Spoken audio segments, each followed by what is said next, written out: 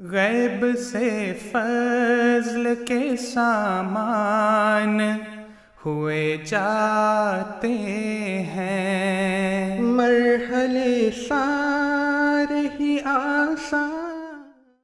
It's tradition for us to start with a recitation from our holy scripture, the Quran. So I'd like to invite Brother Taslim Ahmed to recite a portion for us this morning.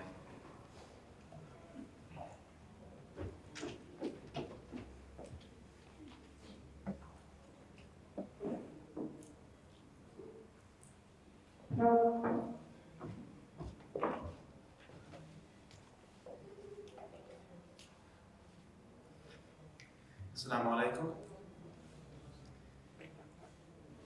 أعوذ بالله من الشيطان الرجيم. بسم الله الرحمن الرحيم. فارتقب يوم تأتي السماء بدخان مبين يغشى الناس هذا عذاب أليم. بسم الله الرحمن الرحيم.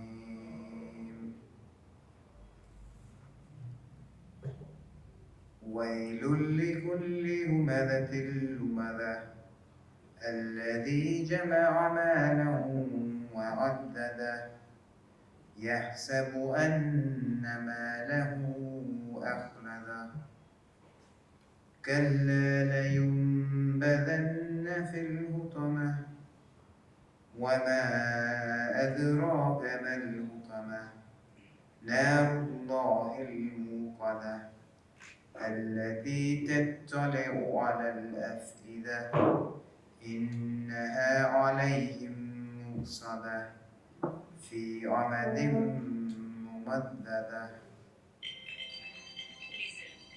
The verses just recited before you are from chapter 44, verses 11 to 12, and chapter 104 of the Holy Quran. The English translation is as follows. I seek refuge with Allah from Satan the accursed, in the name of Allah, the gracious, the merciful. But what thou for the day when the sky will bring forth a visible smoke that will envelop the people. This will be a painful torment. In the name of Allah, the gracious, the merciful, woe to every backbiter, slanderer, who amasses wealth and counts it time after time. He thinks that his wealth will make him immortal. Nay, he shall surely be cast into the Hutamah. And what should make thee know what the Hutamah is? It is Allah's kindled fire which rises over the hearts. It will be closed in on them in the form of extended columns.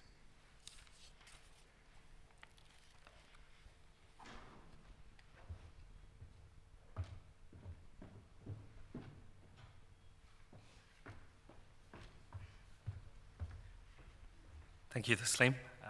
Now I'd like to invite our National President, Mr. Bashir Khan, for his welcome address.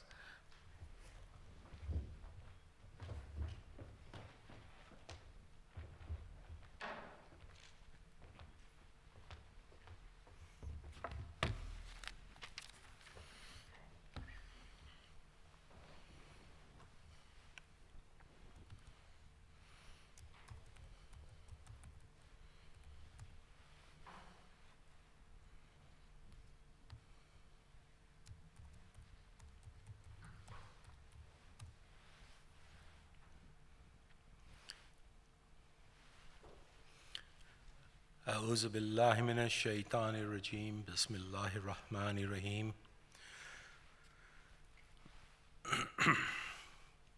I seek refuge with Allah from Satan, the accursed, and in the name of Allah, the gracious, the ever merciful. I extend to you all the Islamic greeting of Assalamu alaikum wa rahmatullahi wa barakatuh, which means peace be on you and the mercy and blessings of Allah. Tena koto, tena tato katoa.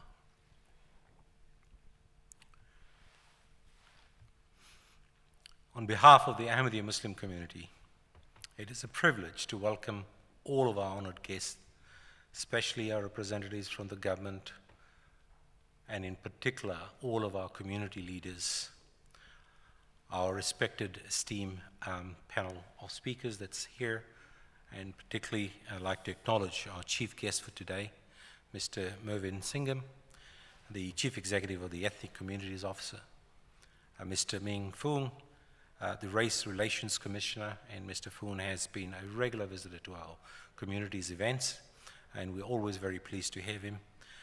Reverend Ivica Gregurec, who's the Precentor of the Holy Trinity Cathedral, and we have been fortunate to be invited to the Holy Trinity Cathedral on a number of occasions during our Ramadan fasting experience that they have so kindly invited our community to.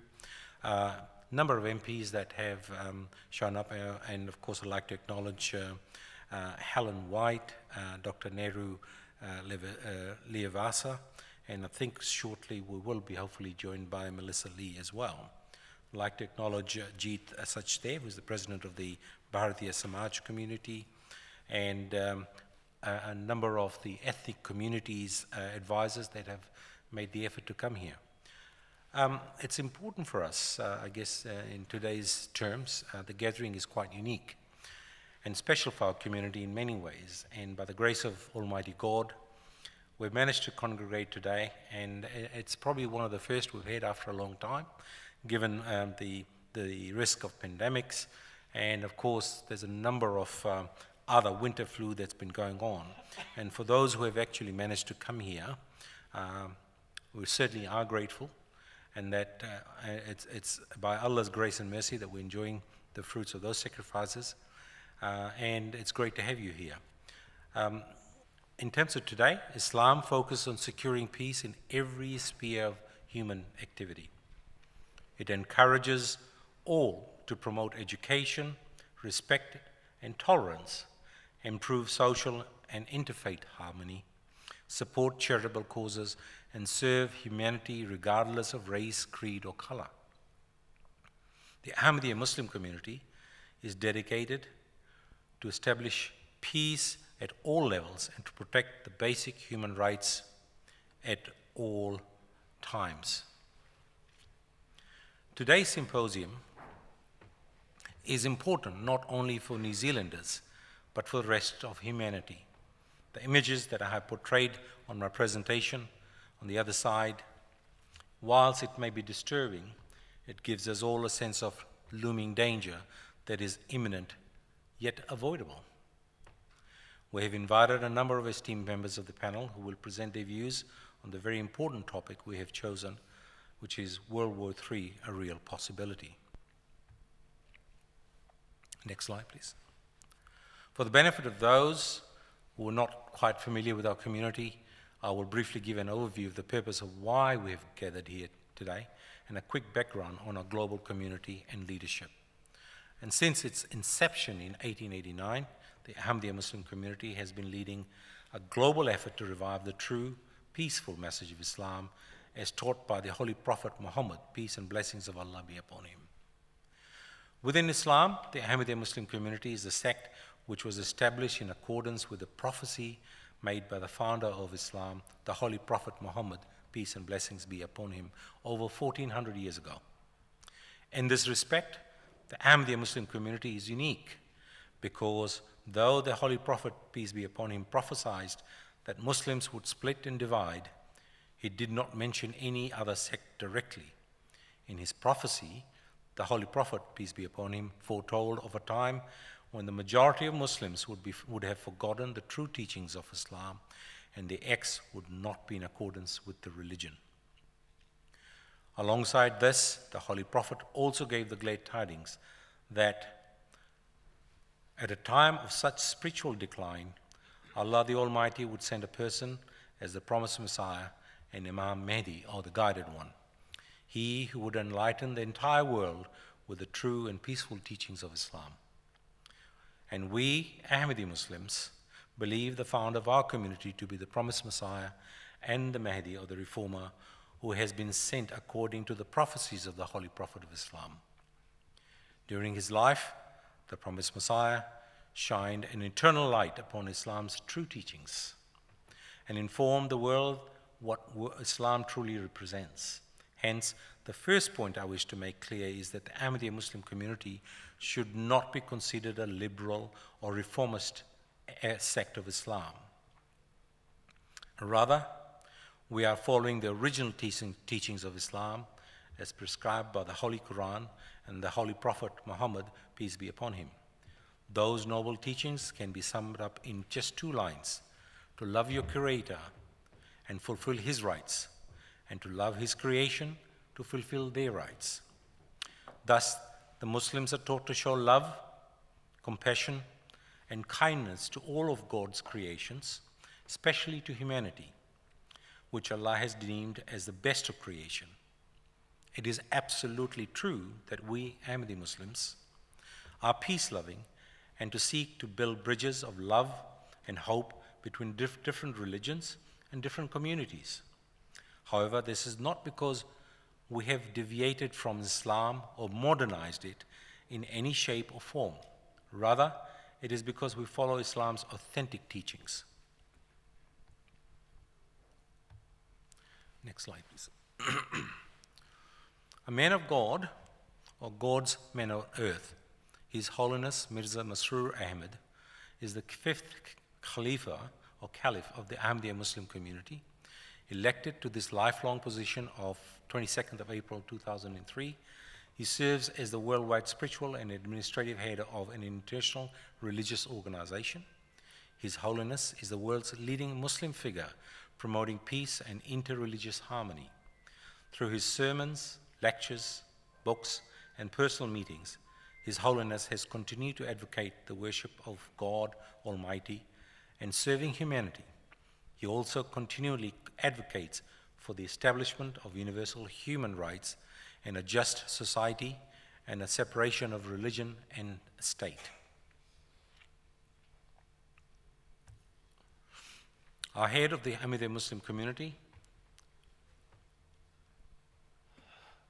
in his keynote speech at the Peace Symposium in UK a couple of years back, spoke of how the world was at crossroads as tensions between nations are simmering precariously. Although of the deepest concern is the fact that opposing blocs and alliances are rapidly forming amongst the major powers, the influence of such countries is far greater than less developed countries, and so the formation of rival blocs amongst the major powers is extremely dangerous for the future world. We must urgently address these issues because otherwise we're charging madly towards a catastrophic and devastating world war. The consequences of such a war do not bear thinking about. The misery, the horror, and destruction could last for generations to come. Russia has invaded Ukraine, and the arms race between the superpowers such as China, USA, and Russia, the Western allies providing significant military aid to Ukraine and neighboring countries in the Eastern European bloc, China flexing the military might in the Taiwan-China Strait against Taiwan, and so on. Any war between nuclear powers could result in horrific destruction and affecting all of mankind. Our spiritual leader vowed that he would never give up our efforts to promote peace and justice, and certainly I am sure all of you share our ardent desire for true and long-lasting peace to be established in the world. Indeed, I am sure all of you hope to see an end to the many conflicts and war that have blighted the world in recent times, and for a peaceful world to emerge in which all people and all nations live amicably and fulfill the rights of one another. Yet, the tragic and devastating truth is that each year, instead of pulling back from war and conflict, the opposite is proving true. Though we are all aware that we are passing through difficult times, most people do not realize the extent of which the relationships between certain nations have now deteriorated, and how potentially disastrous the consequences could prove to be. For example, in a recent column published by Bloomberg Businessweek, the journalist Peter Coy writes, he says, nuclear war gets surprisingly little attention, considering there are enough nukes to end human civilization in hours. The reason to pay attention is that arms control, especially between the US and Russia, has broken down. A fresh nuclear arms race appears to be taking shape, and as for what anyone can do, arms control moves forward in response to public pressure. When humanity speaks louder than arms merchants and bellicose world leaders. In his article, he also quotes a senior fellow of the Middlebury Institute of International Studies, Nikolai Sokov, who warns, all signs point in the direction of a serious combined nuclear conventional arms race in Europe. The rest of the article reinforces the point that another global arms race has begun and that the threat of nuclear war should not be underestimated. Hence, where he had hoped for greater unity in Europe the past few years, the world has witnessed increased division and turmoil. So why have such frustrations come to fore? They derive from economic difficulties and the failure of government to act with justice and to protect the rights of the citizens. Our leader writes that he says, in his own view, remains that international cooperation is a positive and unifying force for good. Thus, at the European Parliament, he basically spoke on and said, from an Islamic perspective, we should strive for the entire world to unite. In terms of currency, the world should be united. In terms of free business and trade, excuse me, thank you.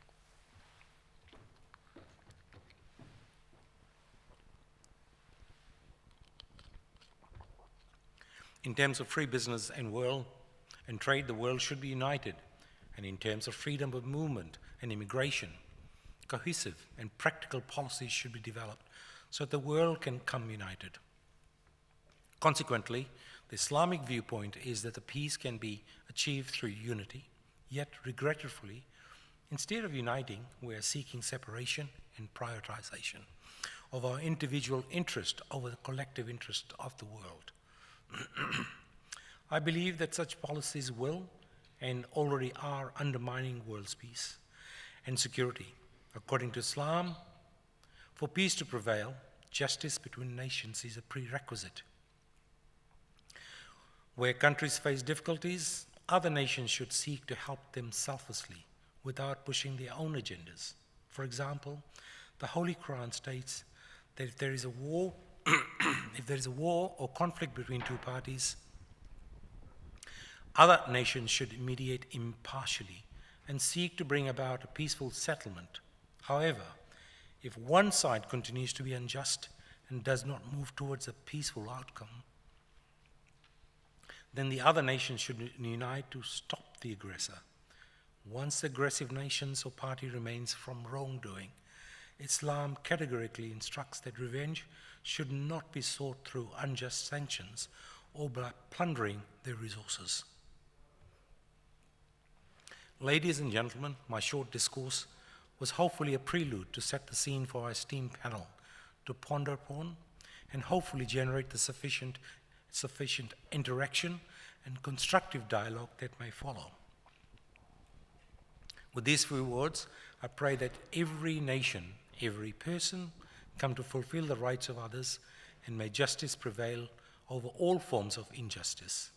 I pray that all people come to recognize the Creator and the fact that God Almighty is the sustainer and provider for all of mankind, that He is the gracious, the merciful, and that He desires for the people of all races and beliefs to live in this world as one, and for mankind to be united in peace and harmony. Through His grace, mercy, and compassion, may Allah enable such a spirit to develop in the world. May we all come to secure true peace in our lives. And with these words, I would like to once again thank you for joining us today. Jazakallah. Thank you.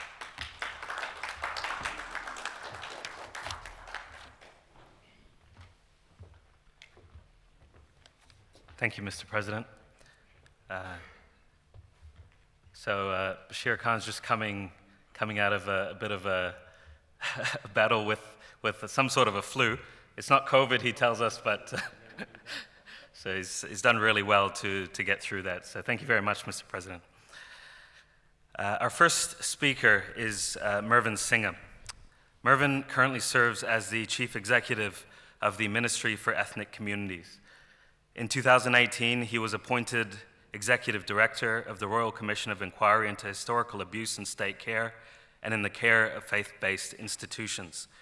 From 2012 to 2018, he held a number of executive leadership roles at the Department of Internal Affairs, including Deputy Chief Executive, Stewardship and Organizational Sustainability, and Deputy Chief Executive of Strategy and Governance. He's also served as Chief Mediator at the Human Rights Commission. Mervin holds a Master's of Laws with first-class honors from the University of Auckland and a Bachelor's of Laws with honors from the University of Canterbury. Mervin, we know you to be a very well-respected and seasoned leader in the public service with a demonstrated record of delivering for ethnic communities. So it gives us great pleasure to invite you as our first speaker this morning. Mervin Singha.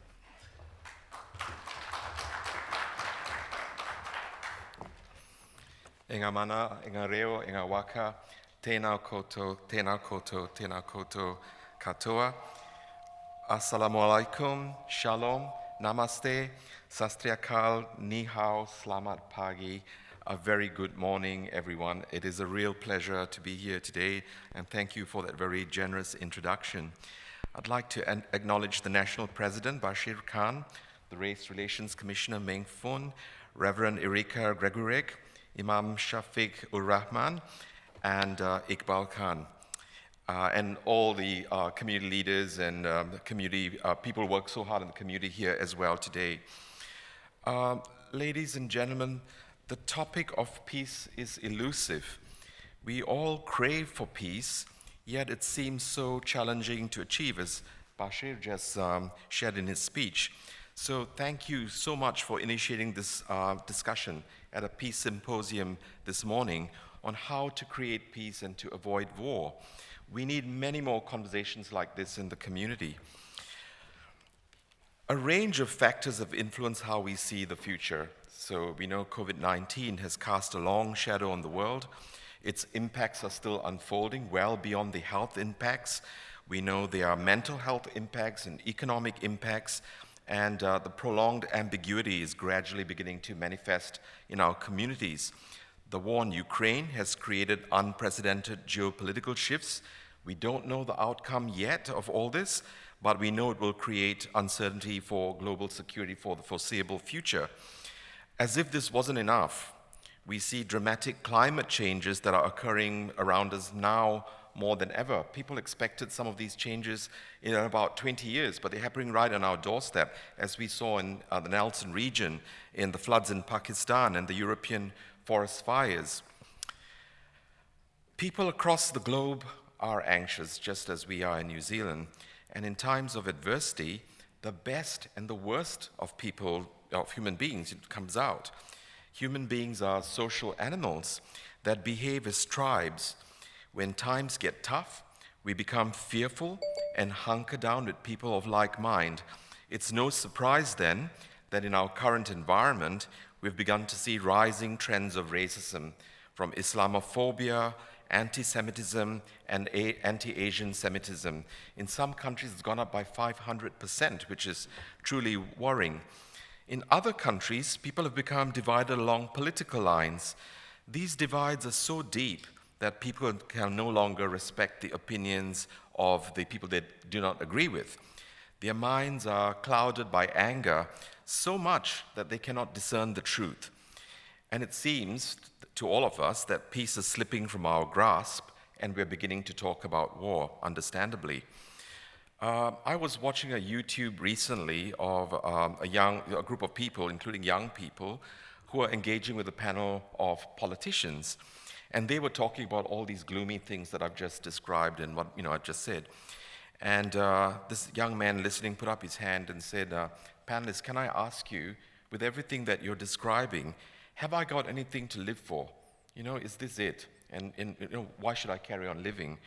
That was really painful to watch. It just kind of struck me right here. So, ladies and gentlemen, is talking about peace futile? Can we get to a better place for ourselves and for future generations? The first thing we need to do is be clear that we can and that we will. There are many reasons for us to be hopeful. Over the course of history, we have overcome some of the world's most challenging issues that seemed unsurmountable. We overcame slavery, 2 world wars, the Spanish flu. We overthrew apartheid through concerted global pressure. Many women across the globe were freed from the shackles of oppression in a way that we did not expect. Recognition of universal human rights, including the right to self-determination, has expanded beyond anything that was imagined a century ago. Today, there's widespread rejection of war as a means of solving problems. Many, many people know that nonviolent resistance ushers in more durable and peaceful democracies and is more successful in removing authoritarian regimes than violent struggle. Over 1 million ordinary people marched against the war on Iraq, and there has been similar global opposition to the war in Ukraine. I know many of us in this room stand up for those same values. Many ordinary people across the world are also displaying great compassion toward the plights of refugees, from those who have rescued them from the sea to those who have taken them in and provided friendship and support. I saw that right here through the work of the ministry for the Afghan refugees who arrived on our shores, as well as for the people who arrived from Ukraine. There's also a huge environmental movement that is gaining momentum, particularly from youth. Who would have thought that a 15-year-old girl, Greta Thunberg, would become a global icon for environmental sustainability? Now, the media may not always emphasize these stories as much as they do the ones about conflict. These changes over history have come about from the forces of good within our humanity that refuses to be subdued by adversity. It was there then, and it is still here now. We have to be optimistic. Our young people need to know we have optimism. Things will only get worse if all they can see is a dark and hopeless future. I often say, not only in relation to this topic of peace, but to many things, that the best antidote for despair is action. Our optimism must be based on the practical things that we can all do towards peace. We can build peace at home in New Zealand, and that supports peace at a global level. So what can we do to build peace, starting with ourselves in New Zealand? I'd like to highlight some of the findings from the Institute of Economics and Peace, which is a global think tank that specializes on the topic of peace and produces a global index for various countries on peace since 2008. New Zealand is one of the highest rated countries for peace, by the way. There are a number of drivers that create peaceful countries.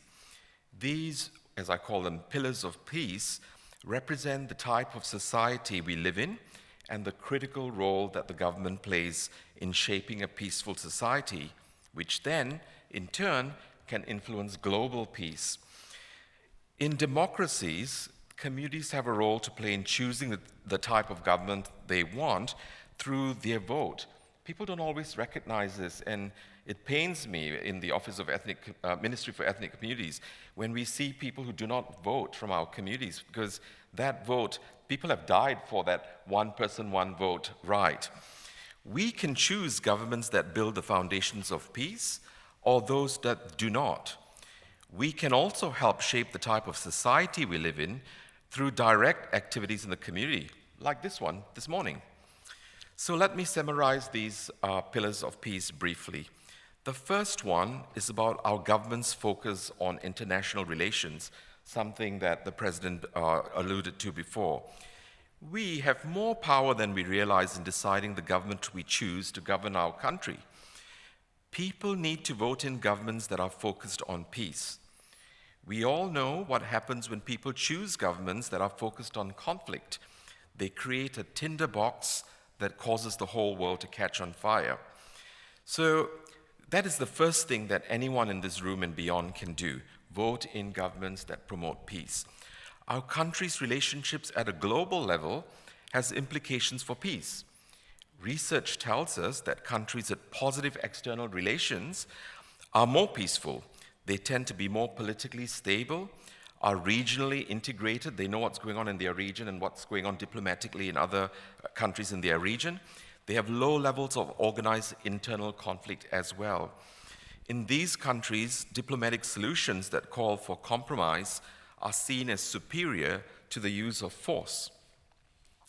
Now that's international focus. Now turning to a more domestic focus, a high quality and corruption-free public service has been found to be essential to peace.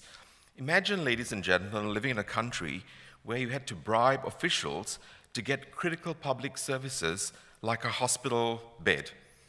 In countries where corruption is rife, conflict eventually erupts due to the distrust that people have for their government. And as many of you know, this is playing out in several places around the world right now as we speak.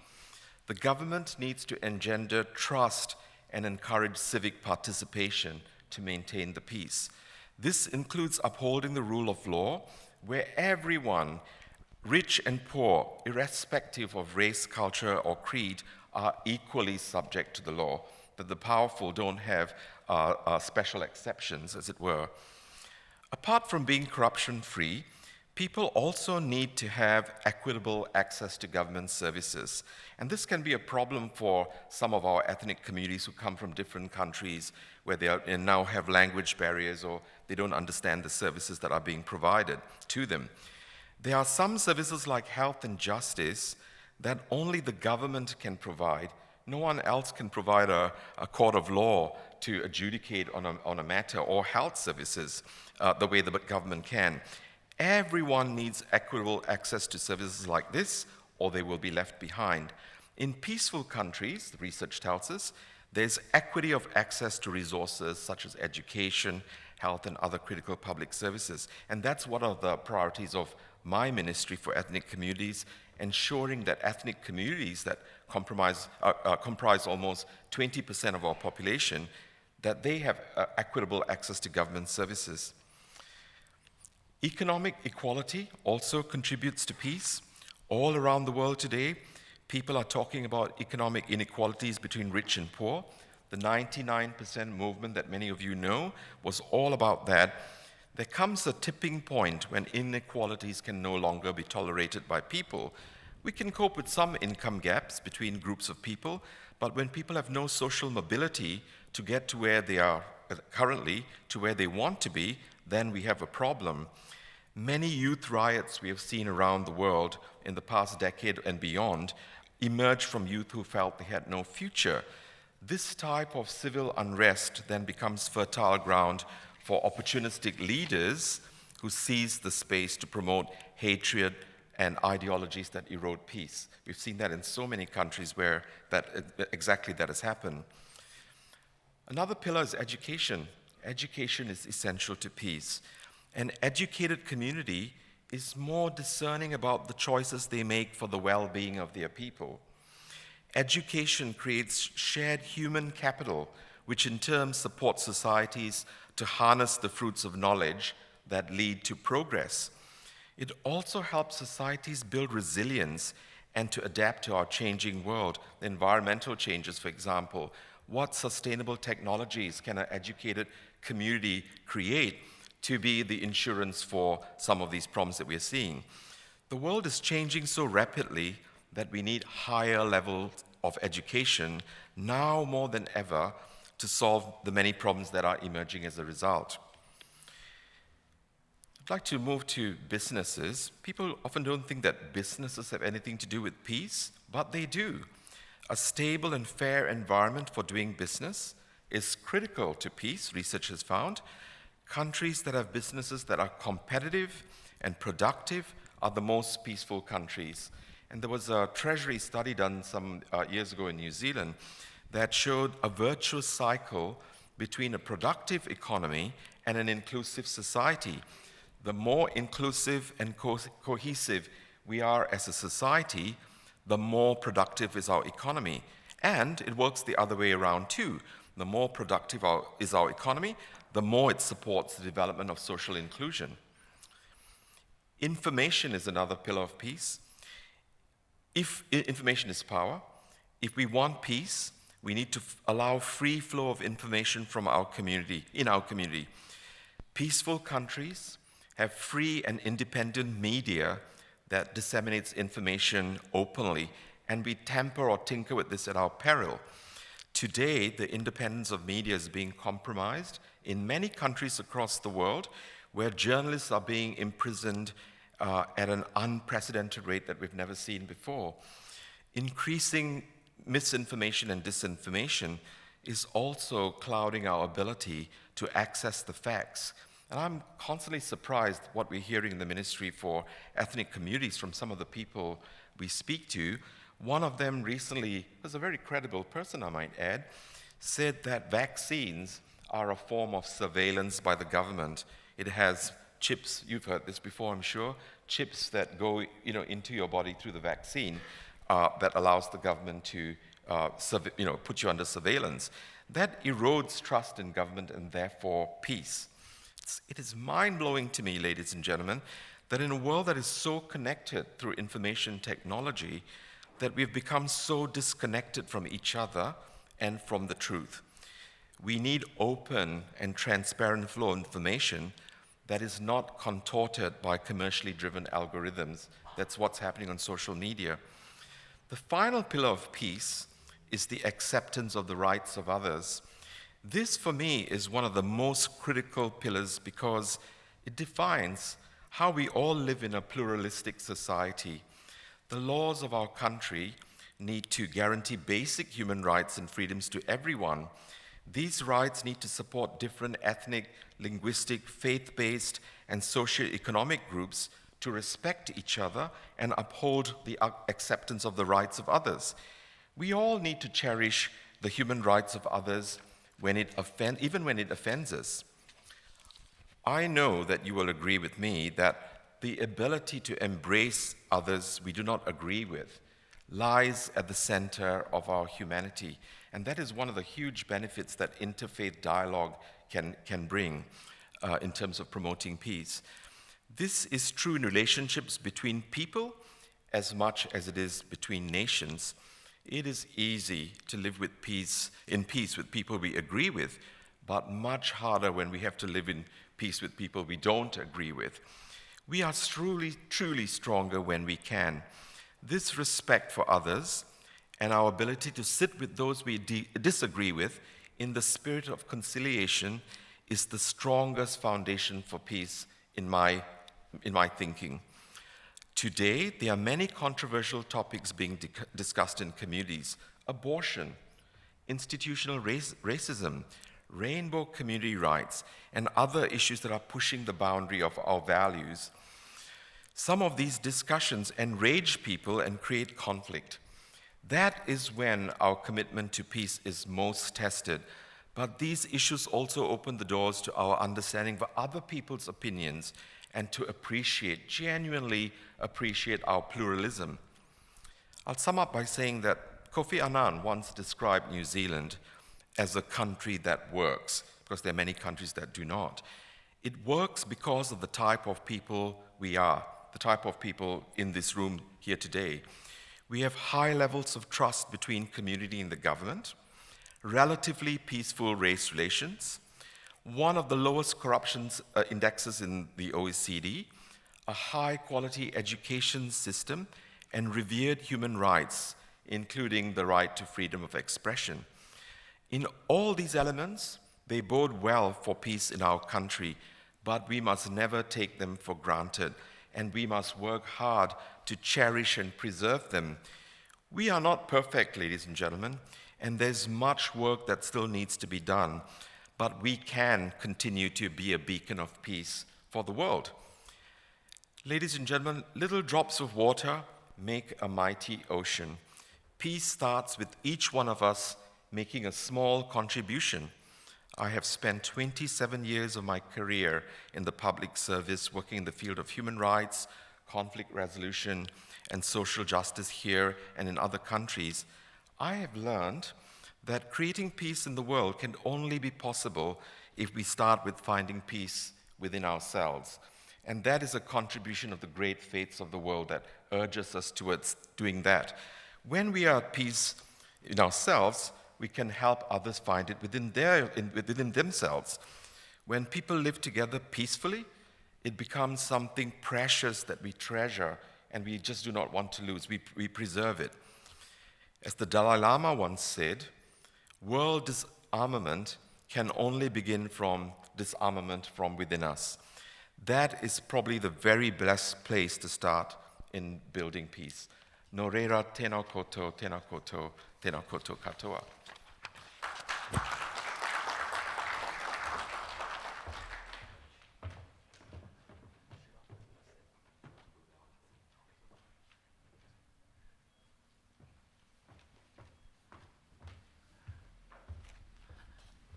Thank you very much for that, Mervin. Several points in there that really resonated, but the acceptance of the rights of others as a foundation of peace, I think, was really a crucial one, and one that really struck a chord with me. Just wanted to thank you on behalf of all of us for the work that you're doing in terms of interfaith dialogue and all the fronts that you talked about today, and trying to better the cause of peace and harmony in New Zealand. So thank you, Mervin. Our next speaker is New Zealand's Race Relations Commissioner, Meng Foon. Meng spent about 24 years at the Gisborne District Council, first elected as a councillor in 1995, and from 2001 to 2019 he served as the Mayor of Gisborne. That's a role he held for some 18 years. Meng is just one of a handful of people of Chinese descent to have become a mayor in New Zealand. He's fluent in English, Cantonese, and Te Reo Māori, and as of 2019, and I think even to this day, he's the only mayor in New Zealand who is fluent in Te Reo Māori. Meng holds a degree in iwi environmental management, and he's responsible for leading the work of the Human Rights Commission and promoting positive race relations. And as with everything he does, he brings to this role a certain flair and charm. Can we now invite our friend, New Zealand's Race Relations Commissioner, Meng Foon, to the podium.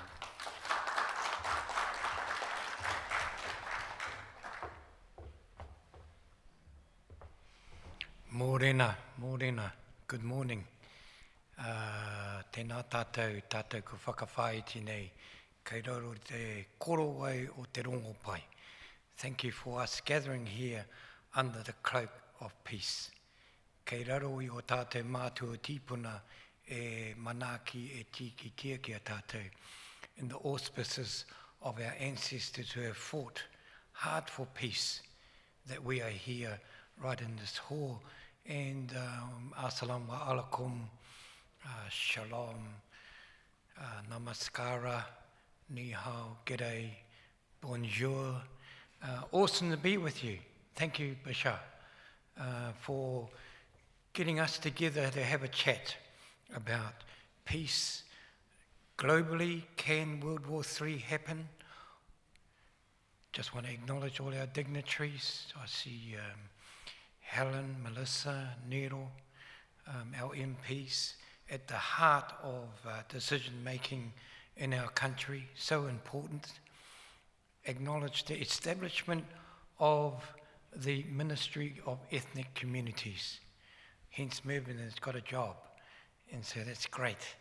And also just the other day, 2 days ago, I was in Wellington, the establishment of the Ministry of Whai Kaha. Another momentous step for the people that have disabilities in Aotearoa. There is a focused ministry for our Whai Kaha whānau to actually be looked after, for the government and for society to enable our Whai Kaha people, our communities of ethnic communities, Māori communities, Pacific communities, everybody in Aotearoa that is valued and that we all can participate. Nero, I was at the Dawn Raid 1 year at Ngāti Whātua, a commemoration. It reminds me that we have a history in Aotearoa which is not the best. It's fine talking about other countries, but we do have issues in our country of the past that we need to acknowledge. And I'm really pleased that part of peace is learning about the history of Aotearoa. Not only the history of tangata whenua, Māori, not only the history of Chinese people, Indian people, not only the history of Pacific people, but the history of everyone.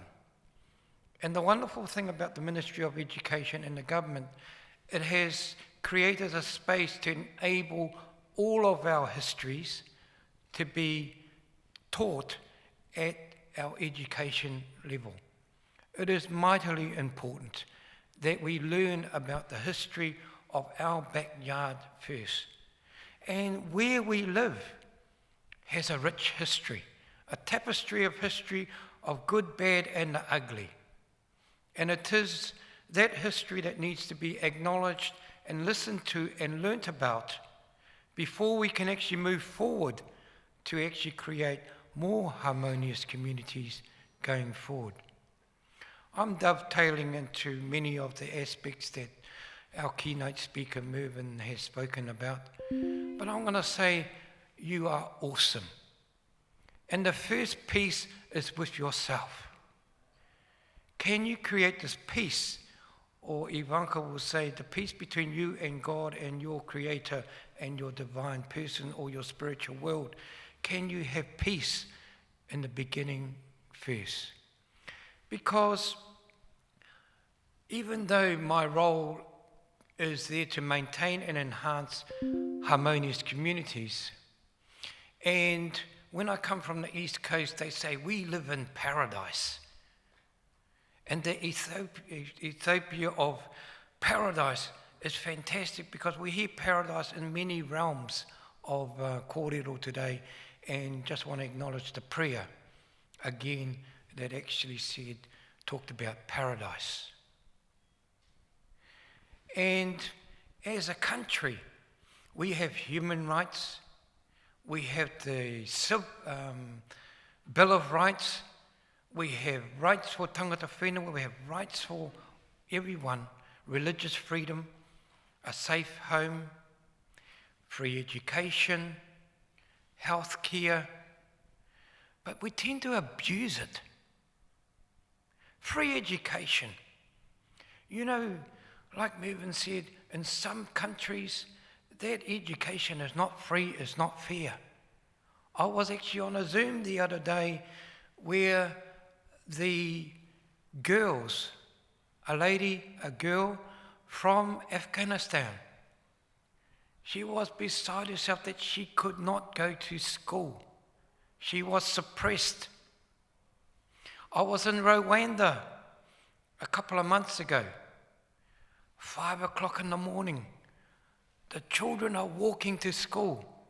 The value of education was intense.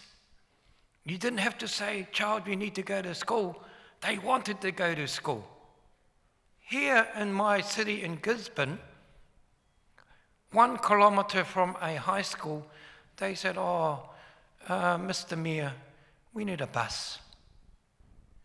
We need a bus, and we can't afford it. You know, and I acknowledge that. Something's happened there. When I went to school, I lived in the country. I got up at 7 o'clock in the morning. It took us about half an hour to walk to the bus stop. Caught the bus, went to school. People in the country in Aotearoa, they get up at 6 o'clock in the morning as well. They actually drive their children to the bus stop, and then the rural bus service actually picks them up and takes them to school. But yet somehow in the urban area, They need a bus. Only 50% average of our children go to school on a weekly, daily basis. 50%. It is a terrible indictment. Even for my Asian community, only 65% of them go to school on a daily, weekly basis. That is a shocking statistic. I would have thought our Asian community would be at least 90. Something's changed. I don't know what it is, but something fundamental is that maybe we've taken things for granted. Maybe it's too easy. We don't have that hunger. How do we create that passion? Is there a disconnect between the curriculum and the children? They're going to start a different way of teaching soon. Something to do with sounding words in reading, I understand. That's going to be interesting because I can't understand how we were taught, sort of like learning phonetics, but it's going to be more phonetical. And my grandchild in Brighton in England, he's learning that way. I don't understand him, but he's getting there. He's only 5. I've just come back from there. They don't have masks or anything like that at the present time. They're free. The Australians said no more masks in the planes. And so I do have an exemption just to make sure, you know. Peace is a loving thing to actually have with each other. And I implore your communities and celebrate our communities for promoting peace. But we have a long way to go. 20-odd thousand people get married each year. 7,000 couples actually divorce each year. That is 30%. The Equal Opportunities, Employment Opportunities Commissioner came out with a statistical survey of Aotearoa's workplace. Generally, there is 30% bullying in the workplace. For disabilities and LGBTQI, 60% of their whānau receive sexual abuse. 60%. That's quite incredible. Pay disparities. You know, if you are Pacific, you are only paid for 10 months of the year because your salary is 20% less than the European salary. If you are Māori, you are 15% less. In Asian, you're 12% less. These are the sort of things that can actually cause dysfunction in our communities. Little things. Inflation is causing issues now. Even for myself, I say, geez, my $50 didn't get very far in the supermarket. I've got to think, I might have to go to the Otara flea market. It might be cheaper. You know, it's power and, you know, we appreciate the government's efforts for subsidised power for people on cards and limited income. The $300 that they're giving to support. Fundamentally, from my role, what I see is if there were 2 things that the government can concentrate on to create harmony in our community, the first one is housing. Housing. And I was listening to one of our colleagues who went overseas and he said, look, he was in the main street of Los Angeles. I've been to San Francisco and I've been to, Vancouver. He's right. They have tents in the middle of the street. He thought it was a festival, but it was actually for homeless people. You know, in a first-class country like Aotearoa, how can we actually continue to have these disparities? And when we have this bigger the difference, the bigger the issue. I'm not worried about talking about rich people, actually, and the wealth that they have. But what are we doing with that wealth to support the people that need support? Doesn't matter how long we've been on this earth, there has always been rich people. It's not going to disappear. But our efforts need to actually go and say, how can we actually support the people that are struggling? You know, I'm sorry to say that the other day I received a matter from the refugee community that they didn't have when they came out of the settlement centre, they were placed into Christchurch, they didn't have a fridge. So they stuck their milk outside because it was colder outside. Just little things like that. It's the little things that matter. It's the little microisms, the microaggressions that accumulate into anger. And we saw that with the protest matters in Wellington the other day. We've got to be mindful that, you know, in Sri Lanka, it was a beautiful, peaceful country till inflation hit and people could not afford. It does not take much to flip from peace to anger. World wars are created by disparities. We know about the history of not only world wars, but thousands of wars that have happened throughout history. And I'm hopeful that we have hope. That is the biggest thing. That we have hope for our, you know, we are actually borrowing time off our grandchildren and the future generations. We are borrowing their time.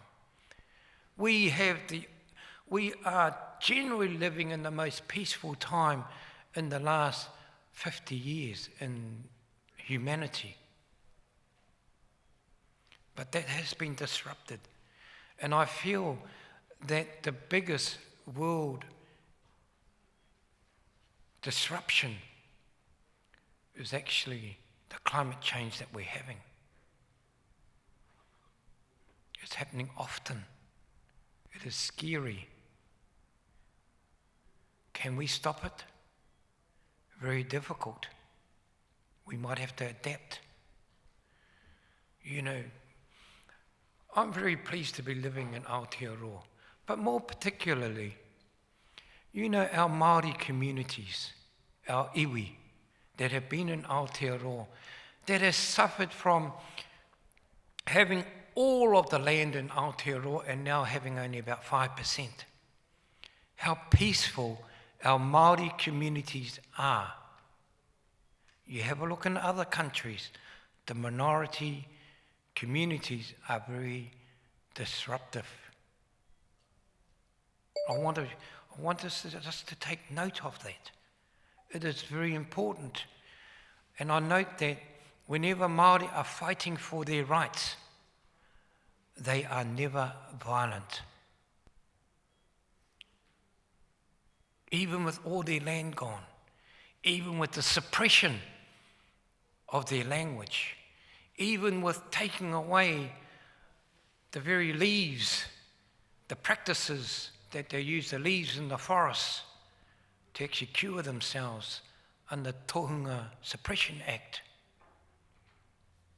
They are still activists in their rights, but they do it peacefully. If you ever have a look at the film Whina, Cooper, you will note that one of the first instructions was that let us not be like the oppressor. Let us fight our fight with peace and love.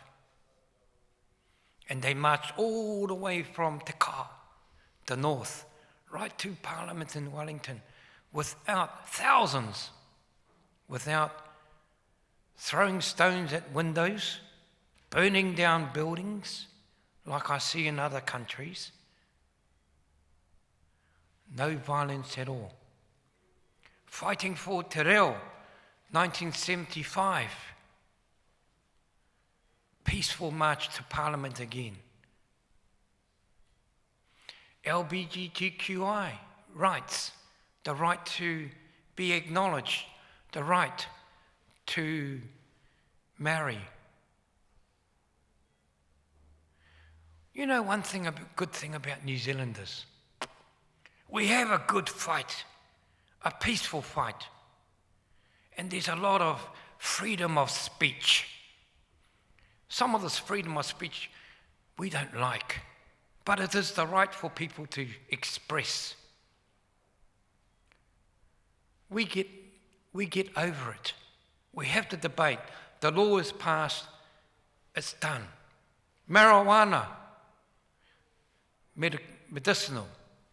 We have the big debate. It's done. GST, when it came in, that was a big scrap, 12% or 10% increasing taxes those days. We got over it. The Australians never got over it. They had to battle, and then they said, oh, okay, cooked chicken attracts GST, but the raw chicken doesn't. Folks, I appreciate your efforts in having a conversation about peace. I appreciate the actions of each and every one of you to actualize peace in your organizations. And I implore our leaders to actually acknowledge that hate speech actually exists. And I really encourage you to actually not necessarily lower the threshold, but to cover more people that are affected by hate speech that are not now. People of religious beliefs, they're not covered by hate speech. People of disabilities, they're not covered by hate speech. So if we can extend the cover to protect people and to actually make it a crime rather than it be part of the Human Rights Commission. I've been sending messages to Minister Kiri Allen, and before that to the Minister. Don't be afraid to do the right thing. Never mind about the polls, because 99% of the people will support. In fact, you have 100% support here to actually protect us from hate speech. The police received 8,900 hate speech incidences in the last 3 years. During the COVID time, the Human Rights Commission, we used to get about 100 complaints a week. During the COVID time, we got 1,000 people bringing matters of human rights and discrimination to us. Just be mindful that if we don't listen to the voices of the minority, the voices of the quiet, they could implode. They could implode. But no reira, I've expended my 15 minutes. Mervin's taken up 5 of mine. That's all right. I wish you well. I love you all. My door is always open for you. The biggest thing is that we have a relationship without fear or favor. And that you can bring things to our table, my table, And I will do my best to help and to support wherever you are. Thank you for being so awesome, and may the peace of love be with you forever. Nō reira, tēnā koutou, kei rauru i te korowai o te manaakitanga, kia ora, salam.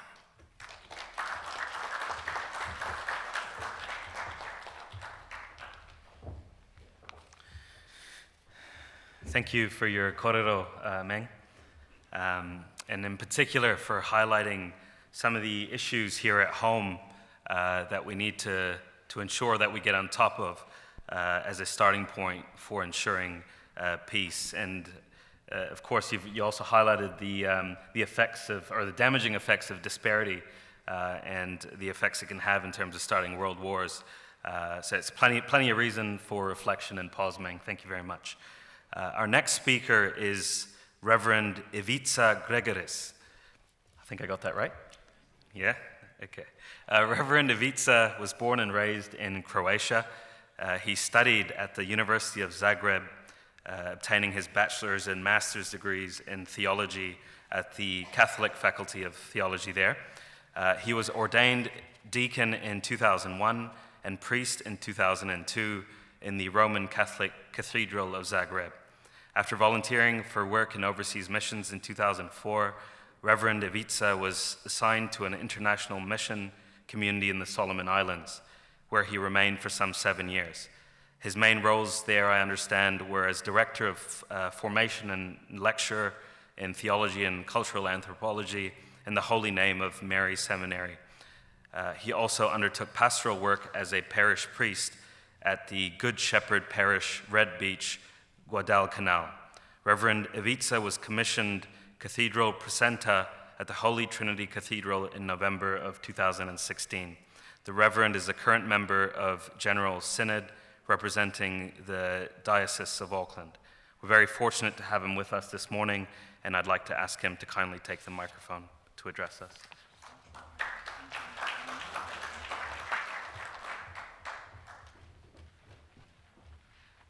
There is definitely much more about me in internet than I knew about, so thank you very much for the introduction. E te whanau, tēnā koutou katoa. Dear friends from the Ahmadiyya Muslim Jama'at in New Zealand, Imam Shafiq, Bashir, Eqbal Khan, and all other friends, distinguished guests, kia ora koutou. I am indeed humbled and honored with the invitation to offer you this talk at 2022 Peace Symposium. It is a testament to good relationships and respect that we, Muslims and Christians, have with one another. We have heard from previous speakers about different aspects that affect peace. I wish to bring one that is personal but also more religious, as I am a man of cloth. As I was asked to speak, I was really perplexed, and I was wondering what is it that I could contribute, not being an academic, not being really a person of the highest possible jobs in church. What is it that I could contribute to such a hard issue and topic question that we have? But luckily, I was guided by the organizers, and I was asked to focus on two elements.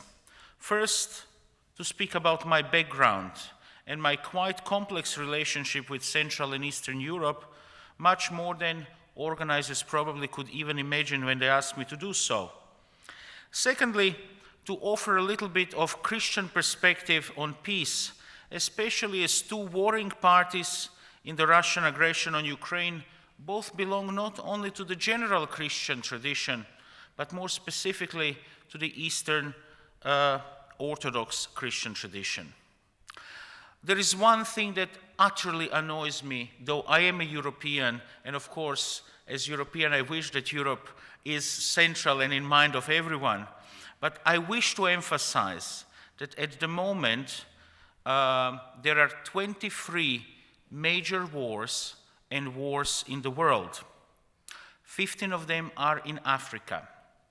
5 of them are in Asia, out of which 4 are in the Middle East. 2 of them are in Americas, and aggression on Ukraine is the only one in Europe. Though I really understand how geopolitically this war in Ukraine is important, I do acknowledge that unfortunately suffering of many in different continents goes completely unnoticed. As I could definitely use much more time than I was given, I would like to answer the first question about my background just by simply introducing myself.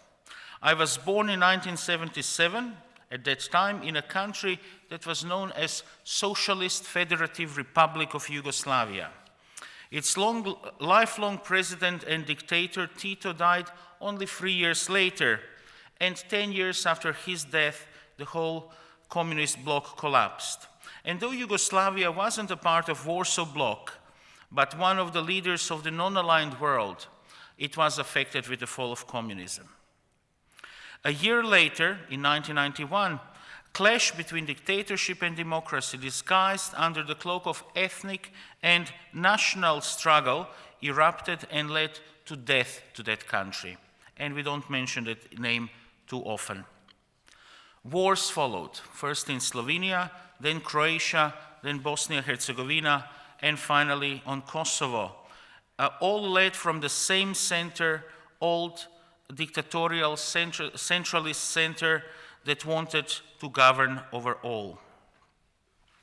My teen years and high school education were marked by air raids, shelters, broken school years, many people killed, refugees or displaced, family members on the front.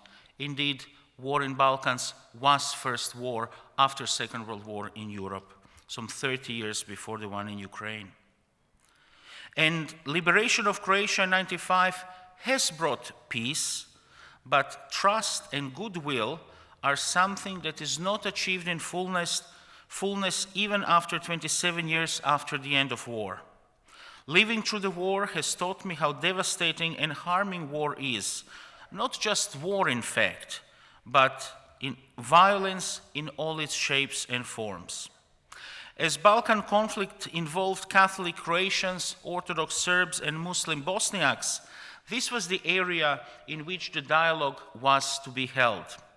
And the people on the ground, though victims of ethnic cleansing, terrible atrocities and aggression from all sides, and in respect of that, I am wearing this flower of Srebrenica, which is a symbol of martyrdom of more than 8,700 Muslims killed by the Bosnian Serb forces in 1995. People who live in mixed areas were much more proactive about the peace and reconciliation than the leaders in the politics and leaders of the nation. My favorite poster that hung in my room at that time had sacred spaces of all three world traditions with simple words: forgiveness, reconciliation, peace. And that formed me for the rest of my life. But there is another side of me too. In my free time, I work on my family tree and history. And in order to spare you from genealogy, I could speak a whole day about it. My mother's father, my grandfather, was a Ukrainian soldier who was stationed in Croatia during Second World War. He was killed in April of 1945 when attempting to surrender to British Army. He was killed just weeks before the end of the war. We never knew a lot about him. We never spoke about him because we do not know anybody from his side of family. We were left with his name and 3 photos. And surprisingly, I discovered after doing my DNA test that I was left with 80% of Ukrainian genetic pool. So I'm more Ukrainian than I'm really Croatian. And because of that fact, and because of my experience in my young years, you can understand why I am particularly sensitive to the issues of war, peace, justice, and aggression. From this personal reflection, I wish to introduce you to what informs me as a Christian about peace. What does a Christian tradition have to say about peace? Because peace can mean different things to different people. The concept of peace itself has undergone a certain significant shift from more restricted meaning to the broader one. In the past, peace was perceived only as absence of war, and that is what we call negative peace. If there is no war, it's peace. And this definition lasted for centuries, and only in last 100 of years or so, this traditional view is expanded to the more modern concept that peace is not just absence of war, but the absence of violence, both personal and structural, in other words, where there is well-being and goodness for all. These two definitions of both negative and positive peace, however, emphasize only outer definitions of peace. In Christian view, peace is always connected with love and justice, and it includes inner or spiritual dimension. Love, with which peace is connected, is understood as attitude and action. It derives from Greek word agape, meaning love or charity. But equally, Christian holds view that there will be no peace where there is no justice, and there will be no justice where human persons do not have their basic human rights. And I believe that all speakers did agree about that. It is therefore all social systems based on peace and justice must be built on concept of the human persons and protection of human rights. Many scholars have argued that Christians derive their concept of peace from teachings of Jesus, but many also realize that that tradition is much longer, and Jesus had his sources in the Jewish scriptures, Old Testament, which we as Christians inherited too. Prophet Isaiah writes, "Justice will bring about peace, right will produce calm and security." Similarly, in New Testament, Jesus teaches his disciples about true peace. He offers message of peace, love, and nonviolence. "My peace I give you," he says. Christian historian Roland Bainton recognized two mainstream attitudes in Christian history towards war and peace, and they are the main, I would say, two poles of Christian understanding. And they are pacifism on one side and the just war. Chronologically, they emerged in just that order. The early church was pacifist to the time of Emperor Constantine in 4th century. Then, partly as a result of the close association of the church and state under this emperor, and partly by reason of threat of barbarian invasions, Christians in the 4th and 5th centuries took over from the classical Roman world the doctrine of the just war, whose object should be to vindicate justice and restore peace.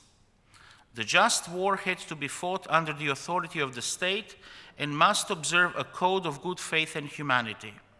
Christian elements added by St. Augustine were that the motive must be love and that monks and priests should be exempted. There were other aberrations and deviations in Christian history from those two mainstream understandings, but I will not elaborate on them. We do understand that these two views could be opposing, because if someone is absolute pacifist, they cannot be for just war, and opposite. So, how to conclude with having this in my mind? What can I say about the current state of peace and war? How can I answer the question that we have, will there be World War III or not, in light of my experience and inspired by my Christian tradition and faith? I wish to be a realist, that's the first thing. And realist tries to tread the middle way between agreeing with both schools of thinking, just war and pacifist. While I find highest value in peace, I'm realist in as much to recognize that the silence of cannons, landing of drones and planes, and return of armies home is not peace in itself. Without even scratching the complexities of contemporary conflicts, peace can only come if justice, in this case, full freedom for Ukrainian people, comes. Realist approach also means that one has to live between ideal and fullness on one side, as well as failure and inability to deliver a perfect justice here and now. Second, war in which bigger powers are in play always have a lot of collateral victims, and those victims are not only in Ukraine, but all over Europe and more around the world, in direct and indirect way. And finally, the fact that Ukrainians and Russians are both close nations, Eastern Slavs, and the fact that until 30 years ago they lived in the same multi-ethnic country doesn't make them closer and doesn't make them easier to sort out their conflict, because my experience shows that Croats, Serbs, and Bosniaks, all being South Slavs and speaking languages that all can understand, doesn't mean they will easily be able to bridge the historic divisions. They should, but it is not always easy. Even Orthodox Church, one of the branches of the Christianity common to both Ukrainians and Russians, is divided sharply, supporting their own ethnic lines. As Meng has mentioned earlier, I also have hope. It is a Christian hope. It is one of theological virtues that we have in our theology. It is hope that the future, with all our human shortcomings, will bring us closer to that moment when we will be able to live in fullness without conflict. And that is being born from peace in ourselves. Religions, opposed to the commonly repeated phrase in media and elsewhere, if properly lived and understood, can and is helping to develop values that bridge the gap and create understanding. And all of us, no matter what religion we are, we have a role to play. Noreira, tēnā koutou, tēnā tātou katoa.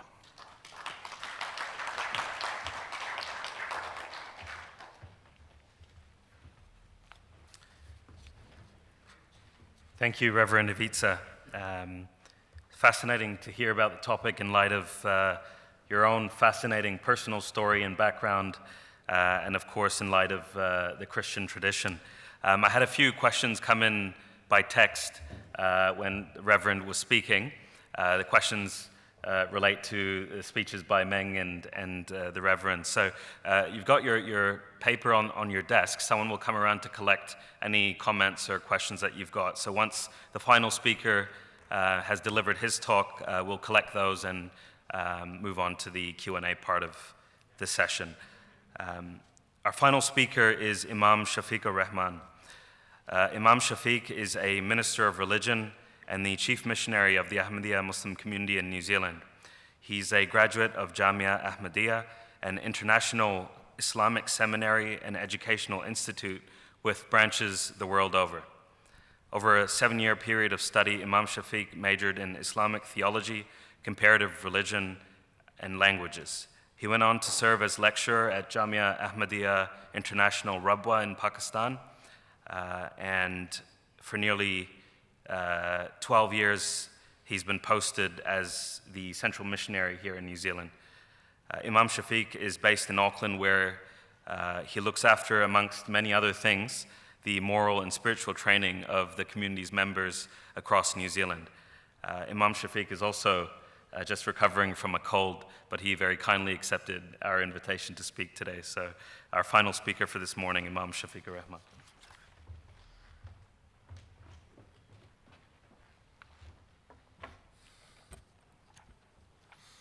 أشهد أن لا إله إلا الله وحده لا شريك له وأشهد أن محمدًا عبده ورسوله أما بعد فأعوذ بالله من الشيطان الرجيم بسم الله الرحمن الرحيم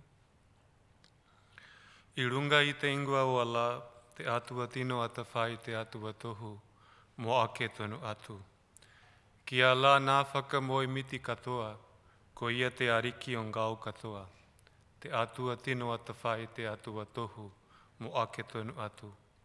Te rangatira motu hake o te rā whakawā.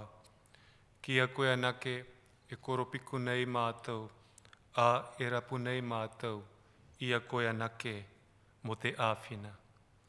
Arahina mātau ki runga i te aratika, te ara o te hunga i manakohia i koe, kaore o te hunga i riria i kōtitike. Āmene. E ngā mana, e ngā reo, e ngā iwi, i rauranga tira mā tēnā koutou, tēnā tātou katoa. And greetings of peace to all of you. Assalamu alaikum wa rahmatullahi wa barakatuh. May peace and blessings of the Almighty be with you all. Dear respected National President, Honorable Commissioner of Race Relations, and my brother Ivica, Reverend Ivica, and dear audience, it's an honor to talk about this topic today before you. The Third World War, a real possibility for us as Ahmadiyya Muslim community. It falls in the realm of probability rather than just a possibility. If you look at the history of the world wars and how the first two world wars started and what measures were taken to prevent any future wars, and how, especially after the First World War, the League of Nations was formed and they tried to work for justice. The commitments were made, but those commitments were not proved beneficial. And within 20 to 25 years, another world war broke. And then after that, we all know the destruction caused by the World War II. The United Nations was formed. And today, they still talk about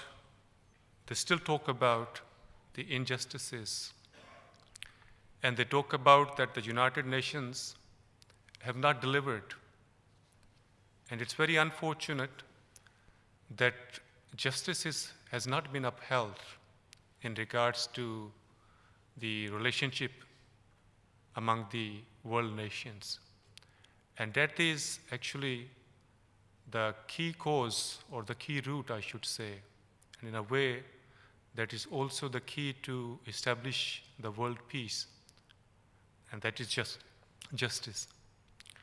When the requirements of absolute justice are ignored, then we see conflicts and disturbance in the world.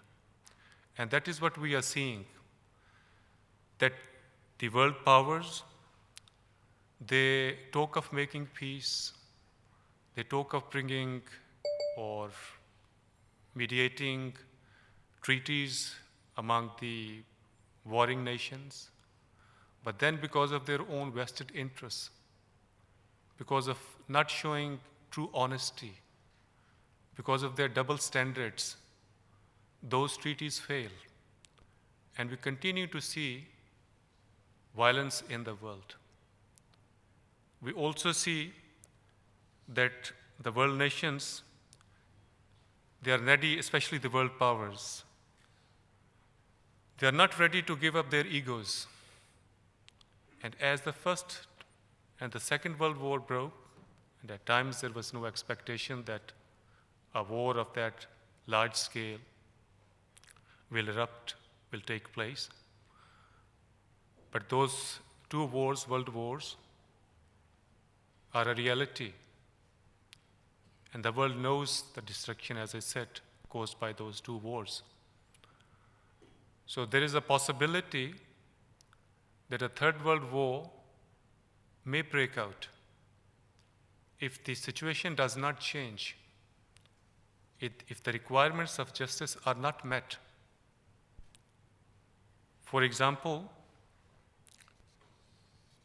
when we look at the setup of the United Nations, there are countries who have the power of veto. A forum that is established in the name of equality if there is this deficiency, right, in its very setup, then how can we expect peace to prevail? And I talked about the double standards. If you look at these recent conflicts in the Middle East, there were cities bustling and full of life. And today we see them in ruins. Syria, for example. Libya is another example. Iraq, we all know. And the Europe thought that it is not, it's in the Middle East. So they didn't try to stop those conflicts, rather they fueled those conflicts. We see how the arms trade is flourishing. One side is giving weapons to one party, the other side is selling arms, weapons to the other side. Because it is in the interest of those who produce weapons. No Muslim countries as such have factories producing weapons at such a large scale.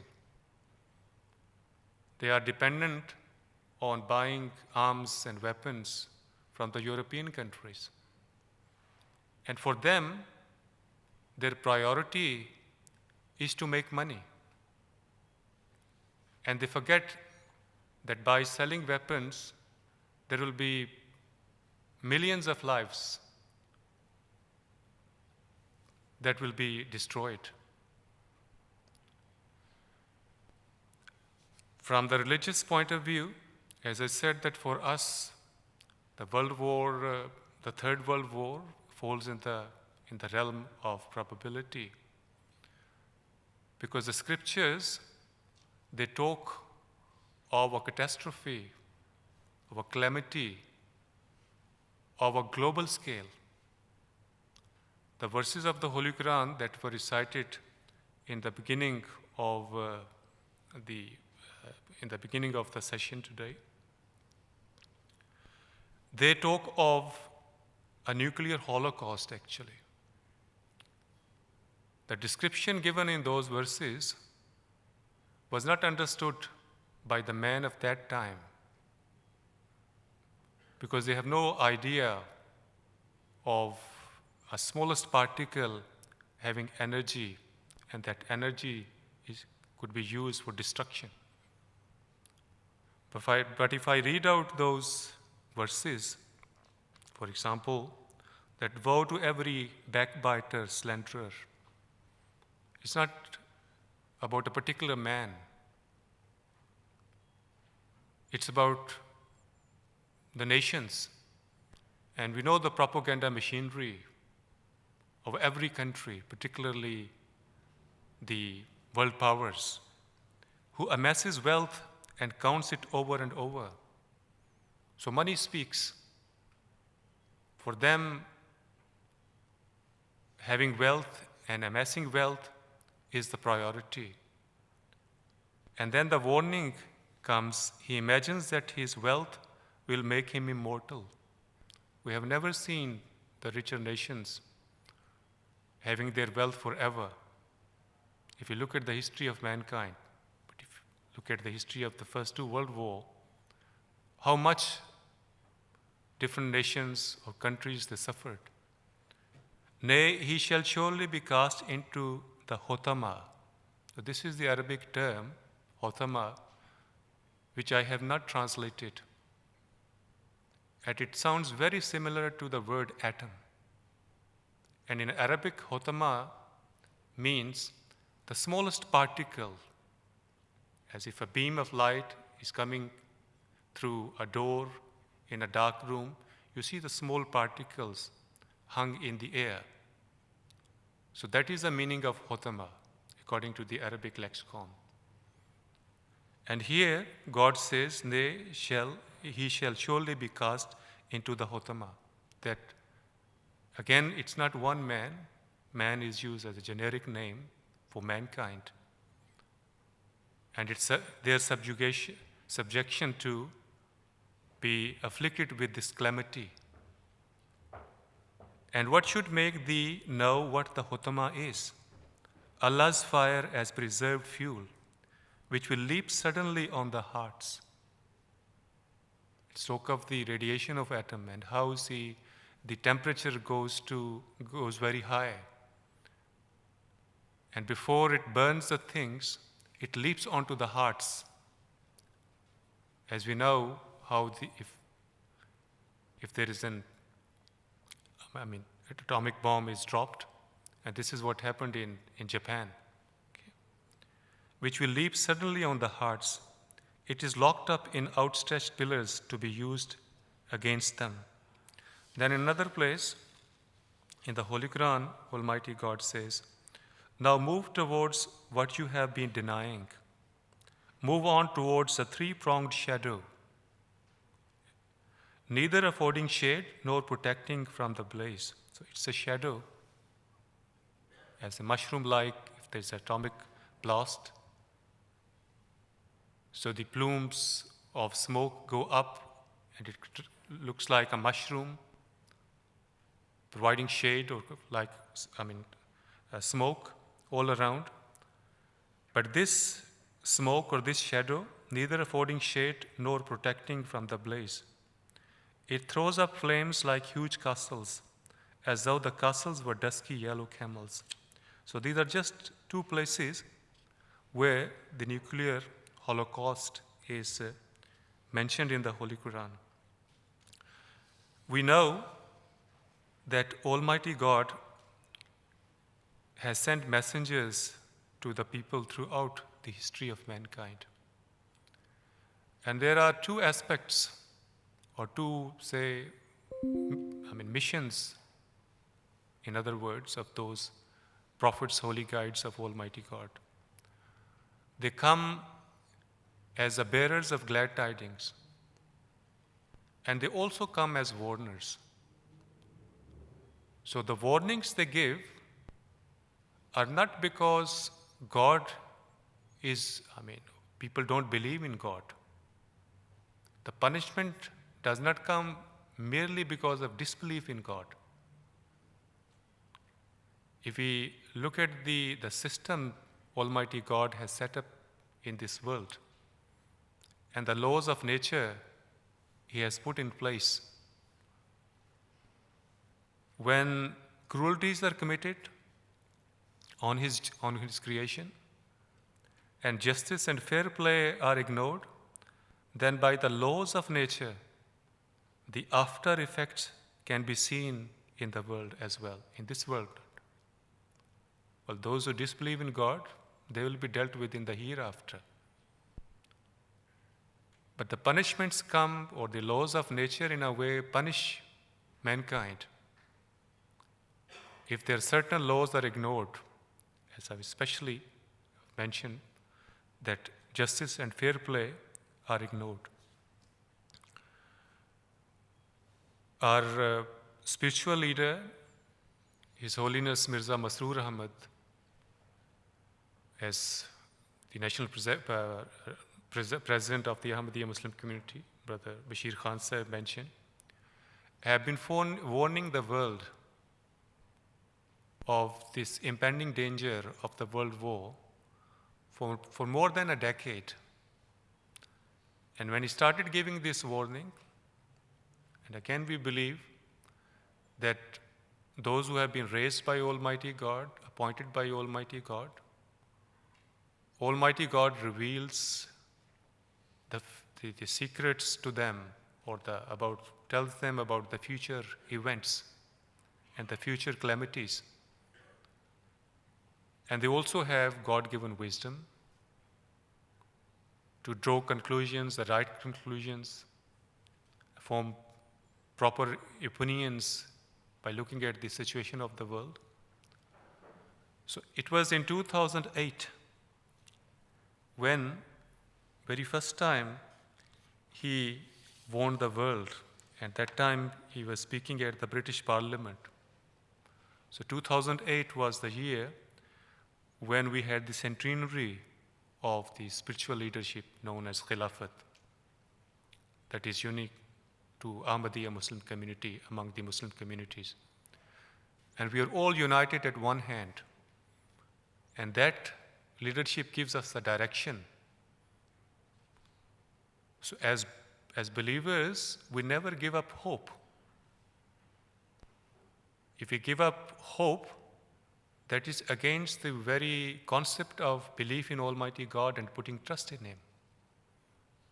But again, I would repeat, and I would say, that looking at the very situation and the state of the affairs of the world, and the injustices and the double standards, and how the lobbying tactics are implied at the world forums, that the decisions are made beforehand and just the speeches are made there, and how the pressure groups work to take even those nations on their side who don't want to join any of the blocs, yet they are forced, they are pressurized. So this is the situation or worrying situation of the world. So His Holiness that time said that it is my fear that in view of the direction in which things are moving today, the political and economic dynamics of the countries of the world may lead to a world war. It is not only the poorer countries of the world, but also the richer nations that are being affected by this. Therefore, it is the duty of the superpowers to sit down and find a solution to save humanity from the brink of disaster. So this is also our prayer, that the world powers come to their senses, they try to overcome their egos, and they think about the future of mankind. The time will not permit me to go into the details to talk about the destruction that would be caused if a nuclear war breaks out. And all these things are easily available if we go through, try to find about it through Google, on internet. So what sort of world we'll be living for the future generations? As it was mentioned, I think, one of the earlier speeches, that there was a forum, about the Zoom forum, that a youth asked this question, that how will I live in this world? So this is our prayer, that those in whose hand is the decision making, they come to their senses and they make such decisions that are beneficial to whole mankind, and they try their best to avert this catastrophe. May Almighty Allah make it happen. Amen.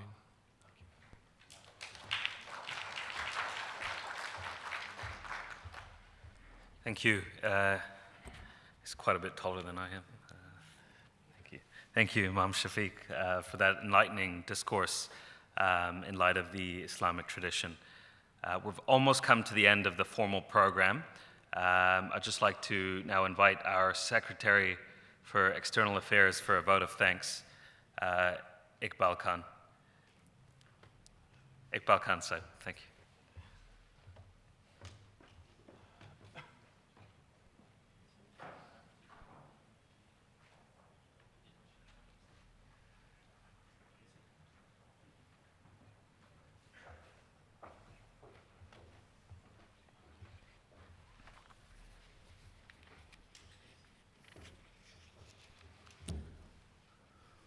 Eminent guest speakers, President of Ahmadiyya Muslim Jama'at, invited guests, and members of our community.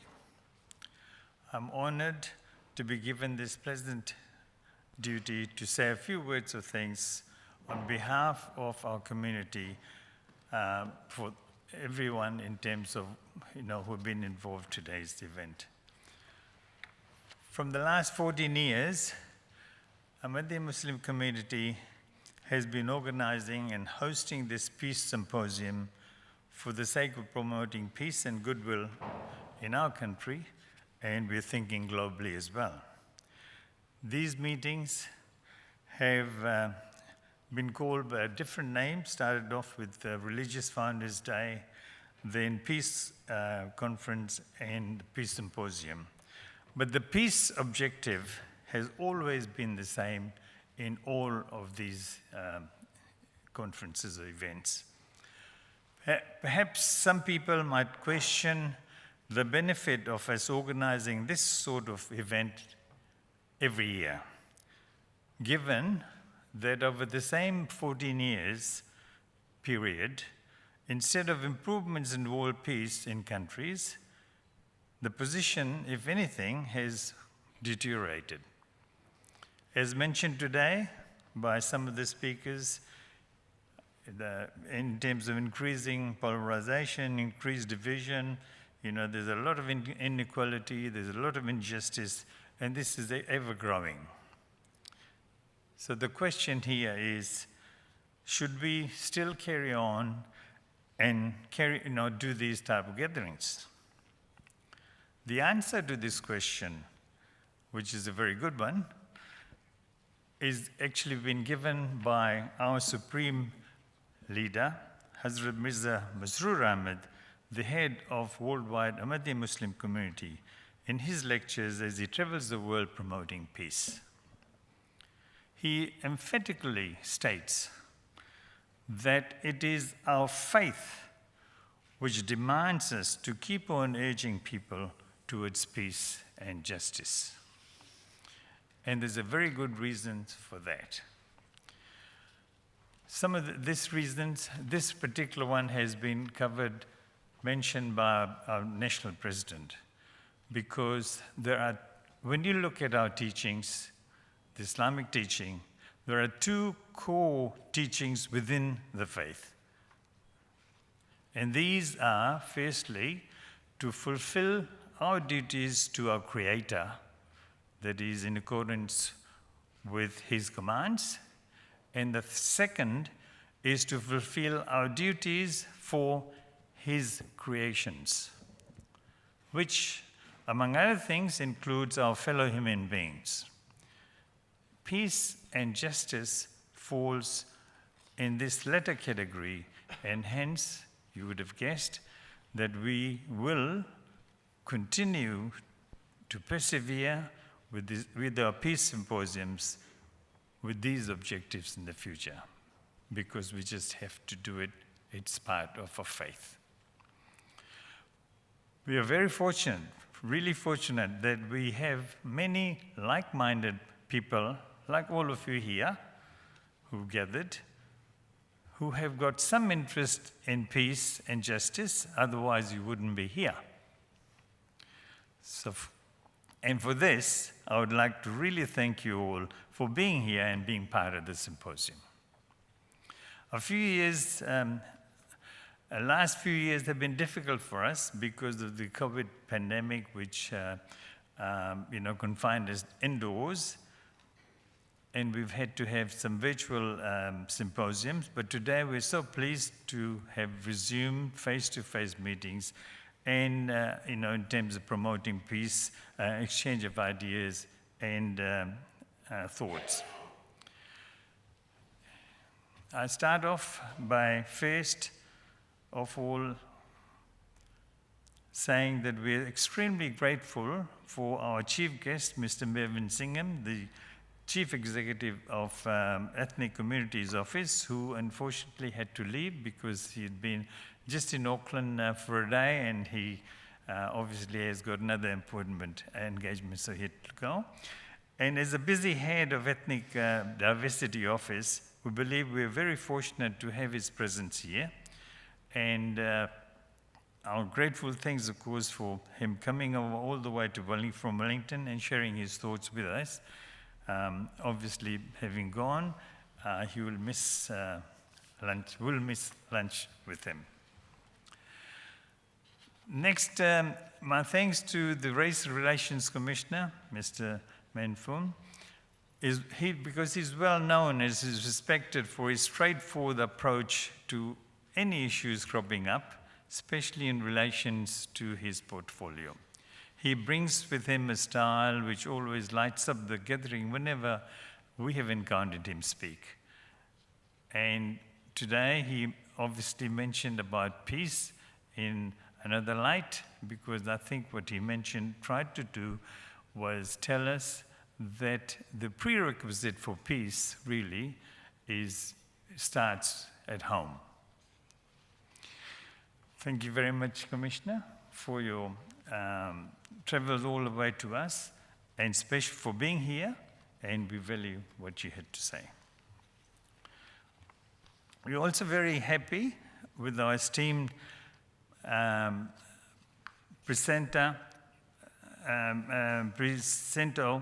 from the Holy Trinity Church, Cathedral in Parnell, Reverend Ivica Gregurec,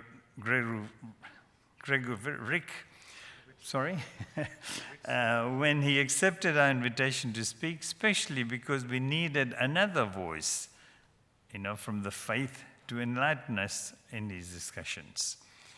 We really did appreciate your presentation, Reverend, and it gave us some interesting aspects to reflect on. As we still have the warring nations, all over the place, as you mentioned, not only in Europe, but really in different parts of the world. May all our prayers for peaceful cessation of the current crisis come to fruition in not too distant a future,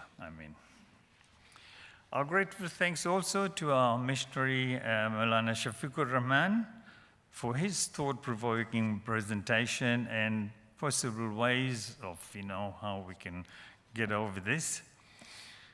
And I would like to thank him because he is ever ready and he always does the honors whenever he's asked to do. Thank you very much, Maulana Sahib, for your presentation. Next is our invited guests, making up the audience, who have also given their time to be here. Thank you very much for supporting us with your presence here, because your presence adds diversity and it also adds a sense of attachment with our objectives. And this is exactly what we always try and aim for in any of gathering that we have, to try and get different types of people together and have a good mix of thought-provoking ideas and things. And lastly, I would like to thank the members of our community who are present here. Some of them, of course, have worked hard to organize the event, and others have duties around to make sure things go smoothly. And I don't want to forget, and I would like to make a special mention for the cooking team who have not been here, who has been absent from here because they're busy cooking, and hopefully in not too long from here we will see what they have cooked for us and enjoy it. And in conclusion, once again, thank you all for your presence here today, and I sincerely hope that you have enjoyed the interaction and will come back, God willing, to our symposiums in future.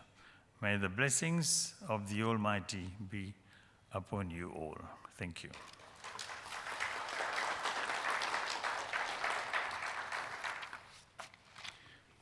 Before I leave the podium, I have got a small gift to give to our speakers. So I would like the President to do that, please.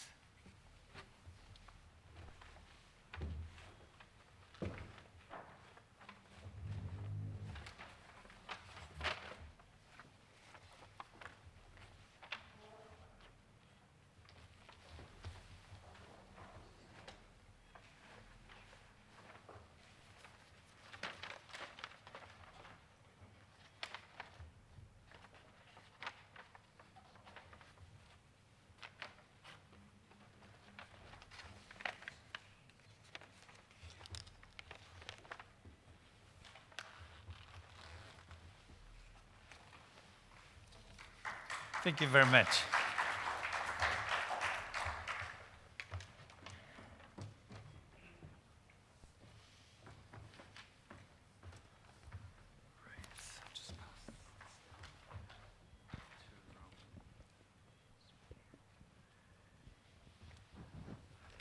All right, so we've got 30 minutes for the Q&A. Lunch is at 1. Several questions, comments, thoughts that have come in. I've put a few together just in the interest of time. The first one, we'll start with Reverend Ivica for this one, and we'll get, it's for the whole panel, but we'll get Meng to comment, and if Imam Sahib would like to add something, he can as well. So the first part of the question, well, the first part is a thought, and then the question follows. So there's no such thing as partial or selective peace. The loss of life of one, say, in the Middle East or Africa, is in no way of more or less value than the loss of life in Europe. Why then do you think, knowing of all the conflict that's going on around the world, the focus of our sympathy and concern is on the war in Europe? Reverend? That's should be now. Yeah. If not, I can shout. Thank you. This is, in fact, excellent question. In fact, first part of that was comment is completely correct. There can be no partial peace, and that is also one of the reasons why I believe Christians across the centuries have struggled with the idea how to achieve peace. What does peace really mean? And is peace really that we fight each other, I slap you and you say, sorry, I'm against any fight, I won't retaliate? Or, so that's one, completely being passive when conflicted with violence. And on the other side, response when one sees injustice, and then trying to respond in a measured way for the sake of bigger good to protect those who might be endangered by it. So those two theories, in fact, of, if you wish, just war, which is not a perfect term, and on the other side, pacifism, do really show that internal struggle, but completely correct. There is no partial peace because there is no peace without justice. There will be no justice if we don't care for the rights of human beings who are involved. Why is focus so much on Europe? That's exactly the reason why I raised the issue that there are 15 wars in Africa, 5 in Asia, 2 in Americas. The one that gets biggest coverage is the one that is in Europe. Why is it? Because I do believe it is probably, it's not, I'm not the expert, for geopolitical affairs, but geopolitically it is an important war. It is a European war. The president of World Health Organization, in fact, raised that same issue just a few weeks ago, talking about the conflict in Tigray. And he said, why are the lives, it seems like lives of Europeans are more important than the lives of people in Tigray? Those are really the questions which I think if Imam Shafiq would like to comment, but I think you mentioned in your speech, in fact, because there are vested interests in with the big powers who, which have them in all these different conflicts. So thank you for the comment and the question. Meng, did you want to add something to that? Yeah. No. Imam? Assalamu alaikum. As Brother Ivica said, that we can't disagree with this comment that peace can't be partial. And this is something, again, entrenched in the religious teachings. So this principle is called like for others what you like for yourself. So, and the Holy Prophet ﷺ has put it in these words. It's in different words in different religions, but the idea is the same, that what you like for yourself, you like the same for the others, or what you don't like for yourself, you don't like it for others. Okay. So if we like peace for ourselves or for our nation, then we must like peace for others. Why would we compromise on that? And if people realize that we all are equal, we have the same kind of human rights. The people living in Africa, they are not the children of lesser God. So they should also be protected. Like the people, if they are suffering in Europe or any other parts of the world, they should be protected. So this is all our struggle is about. Somehow to make the world powers realize that they have to act very justly. And if they don't act justly, then they can never have peace in the world. And now the world has shrunk into a global village. So if unrest is in one part of the world, so there will be effects on the other part of the world. That's all I could say at the moment. Thank you very much. There's a couple questions directed at Meng. What I might do is I'll start with the shorter one, Meng. It reads, how can we get peace if we still get bullying in the workplace? Stop the bullying.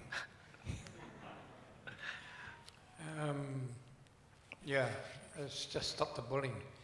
And we have to not be bystanders to this. We've got to be upstanders and support the person that has been bullied as well as the bullier. We can't stand in silence. And there's a program in the schools called Kiva. If you have children or grandchildren going to the school, or if you're on a board of trustees, ask if they could investigate Kiva. Kiva actually supports the victim and also supports the bullier, but also teaches bullying and the effect of bullying in the schools. It's probably one of the only positive programs I've seen that have been effective in schools. And in the workplace, it's very difficult, you know. I'm relying on my job. If I moan a bit, I might lose my job. I don't want to upset the cookie cart. Am I going to be safe if I complain? 9 times out of 10, the person that complains actually leaves the work or leaves the school. It's not the bullier that is left. I mean, even at the Human Rights Commission, we had a case where there was sexual harassment, but the person that caused the harassment stayed. So how is that safe for the organisation? We have to be bold enough to say, yes, you have been abused, and we need to rehabilitate the abuser, or they have to leave. And you don't know nowadays, because there's so many confidential agreements when they settle employment issues, that they can go around to another place and get employment and do the same thing. It's a terrible situation, but we must be constantly at it to stop the bullier, to support both the bullier. Because sometimes people that bully, they don't even know that they're bullying. It might sound stupid, but because it's been part of their lives all the time and no one's told them, say, mate, what you're doing is quite hurtful, you know, so. Thank you, Meng. Obviously that question Short question, long answer. Obviously that question came about given your talk about the disparities here at home. So really starting at a micro level. Thank you for that. The next question perhaps is for Imam Shafiq. The question reads, if religion can be the cause of conflict, how can it also be used to ensure peace and unity? Thank you. Religion, of course, I mean, when it is misused, it's very unfortunate that religion has been misused, and in that way it seems or appears to be the cause of conflicts. But the true religion, if we adhere to its true teachings, no religion, teaches violence. No religion condones terrorism or extremism or conflict, violence as such. So it is the people actually who at times use the name of religion for their nefarious agendas. And religion becomes, in a way, is hijacked by those groups. Again, because people have sentiments or they have respect for religion, that's why the name of religion is used by those who have their own nefarious or evil agenda, like the ISIS group, ISIS or the other terrorist groups. But if we study the teachings of every religion, we don't find that violence is justified, or in the name of God, it is allowed. The just war, the concept of just war, it has been discussed. That of course if there is evil, or if there is a group or a party, they are bent upon inflicting harm and injuries to others, then they should be stopped. In proportion to their aggression, they should be stopped, and not going beyond that. That's why we have the Bible talks of an eye for eye. The Quran also talks of that if there is harm committed or injuries inflicted, you have right to stop that. And if the aggressor realizes their mistake, then the religion teaches that you should stop there and then. There should not be any further fighting, and peace should be made immediately. This is what we have in the Holy Quran, that case of a just war, for example. So if the other party, the aggressor, is ready to sign a peace deal, so it should be accepted immediately, because if those who are mandated by religion to take weapons, it is only to defend themselves and to make peace. And if the other aggressing party is showing, inclined towards peace, right, then the purpose is, in a way, the target is achieved of those who are mandated by religion to defend themselves. Thank you, Imam Shafiq. I'll just get Reverend Ivica again on the microphone. The next question asks, can there also be peace without religion? Can there be peace without religion? I think a prophet called John Lennon sang about that. Imagine there's no heaven and there's no religion too, and there's not this and that. I believe there can be conflict without religion. So I'm answering completely opposite to you. I don't believe that a religion, in that sense understood, takes or gives away. Religion can contribute towards peace. It can, as we have heard, if misunderstood, can contribute towards division. But I don't believe that absence of religion itself brings peace, because we are still humans, and no matter what our code of ethics is, there will be tendency towards it. But I wish to maybe just elaborate on that, because I was thinking about it when I was listening the question and answer and so on. And I'm slightly, what is the proper word? I'm not comfortable talking about it, because there are people whom I really appreciate who are much bigger experts in interfaith world here among us than I am. But one thing that I see is that my experience of interfaith dialogue is not that I'm entering the dialogue with people of other faith because we are different and we are at the edge of conflict, and before anything happens we have to be in dialogue. That is not my motivation, to me as a Christian, to be kind and nice to Muslims, Hindus, Buddhists, Baha'i, and indeed people of no faith. Because informed with my faith, I see commonality in our humanity. If I see that all of us are inspired with something divine that guides us with certain set of norms, we will see that that part is something that we share in common. Yes, we will have our differences, but they should not necessarily be seen as first step, as an obstacle to the dialogue. In fact, they are the richness and diversity that I believe it's the richness of humanity. So I like to come from the different side. I already have something in common. And this is where I'm coming towards the dialogue, because only in that way we will be able to together bring peace. And religion has therefore important place in building peace. But just, I do acknowledge there are situations when religion abused and understood wrongly in all possible shapes and forms of religion can bring to the conflict, but mere absence of religion will not sort out the conflicts themselves. Thank you, Reverend. This one's from Meng, Foon. We've only got a little bit of time left, so we'll get a couple more questions in.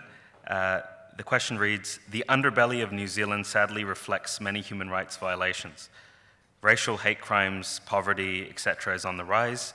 If true and absolute justice is the pathway to peace, what practical and strategic solutions can you suggest to eradicate such violations and establish absolute justice? Wow, that's a big question for an answer, isn't it? I think we start with conversations, talking about the realities and the truths of communities, the issues that we have in community, and not put them in the closet and not talk about it and not acknowledge it. Acknowledge the situation, have conversations like we're having now, have conversations with other people so that we can all share in the solutions and that we could actually present to our communities. Actually, a lot of people are in conflict with themselves, but they don't know what the solutions are. And it's easy to actually talk about issues, but what are the solutions? And the solutions are within yourselves. You have the solutions. We have some ideas, and governments have ideas. Your church has ideas. Your synagogue has ideas. Mosque has ideas. But there are other ideas too that come from your home. And just to talk about, how do you, once upon a time, I used to smack my children, right? That's the truth. My parents smacked us. I said, well, that must be the way. But now my daughter's bringing up the children. She said, no smacking now, Dad. We've got another way. And I said, well, good on you, girl. That's wonderful. So as time changes, as time travels, we have other ways of doing things. Talk about the difficult conversations of, especially for our immigrant communities, LGBTQI, arranged marriage. Talk about those sort of things. What happens if I don't want to be a Muslim and I want to be a Christian, or vice versa? Or I don't want to be anything at all? They're not easy, but New Zealand is a different place to the place we come from. And those values of where we come from, they slowly change over a period of time. Even a thing like culture and language. My parents spoke excellent Chinese, Cantonese, Siyip. I speak 80% of it. My children, 30%. In actual fact, my daughter, she goes, she has every opportunity to speak Chinese to us at home. We speak Chinese to her. Oh no, they respond in English. And then when she goes to university, she said, I'm going to do a degree in Chinese. I said, by golly, what a waste of money that is, because we had the free lessons at home. Goodness sake. I don't know, sometimes, but anyway, grin, smile. Probably last two questions. Imam Shafiq, considering diverse beliefs and nationalities, vested interests in religion that we all have, can you suggest, some common ground for the whole world to come under the umbrella of peace? most common point among all the religions is belief in a creator. And that is, I think, the serve as a unifying factor to all religions or people belonging to different faiths, having different faith backgrounds. And in regards to peace also, if we take the Creator or Almighty God out of equation, when man will struggle, then man will struggle to establish peace. No doubt, people have intellect. Almighty God has given man intellect. Even if it's perfect, we all know that human intellect is not perfect, but if it is perfect, okay, the decisions made based on human intellect, they are not impartial. And always people, they put their interest first, or they think of their interest first, then thinking about the interest of others. So that is why we see the deals or the peace treaties signed, they are not perfect. But when we believe in a creator, and we believe he is the creator of us all, and he wants good for all mankind, not only for a particular race of human beings. So he's God of all races, all nations. He's God of Christians, Jews, Muslims. And if we do the things only for his sake, then we can overcome selfishness. But if we, as I said, God take out of the equation, then somehow this selfishness will creep in. And that will stop us making the right decisions. Or that will, in a way, we'll see the people are thinking about their interest. And then they're ignoring the interest of other groups. So when we do the things for the sake of God, we can do it selflessly. Then we can make sacrifice for the sake of peace, for the good of all mankind, or for the good of everyone. So this is the whole philosophy of religion. Thank you, Imam. Reverend, did you want to add anything about common ground? No? Yeah, please. I wish to extend our goalpost, in fact. And that's why I got that you. is something that I think it's a great conversation would be when a priest and an imam come together and have a conversation. And that is, we have to be aware that, of course, we are living in a world where there are also people who don't believe in Creator. Now, we are called in humanity, and if we share humanity with those who believe and those who don't, and those who believe in one God and those who believe few thousand gods, So I believe that a good, important conversation for us, people of diverse faiths, is to come out from our, comfortable zones. For me, probably 20 years ago, this would be extremely uncomfortable zone to be, but it's not anymore because I have moved and learned. When I visited Bharatiya Mandir, or when I visited Buddhist monastery in Coromandel for my retreat, I was extending my posts, and I was out of my, usual comfort zone of the cathedral, where, it's all clear, there is one God, and I have to acknowledge that. And I think for us also, as people of faith, it is important to engage in serious conversations, how we as people of faith can be more and more embracing of those who, also of those who don't believe in God, because we do share that common humanity also with them. And I think that is challenge for us, that we should, I think, never forget, but out of our comfort zone, I think it's a good step one. Thank you, Reverend. We'll just conclude with the National President. Perhaps final remarks, Mr. President. There's a couple questions asking why this topic, why is it important to talk about peace? So I'll let you finish our session by just perhaps giving some final remarks. Thank you.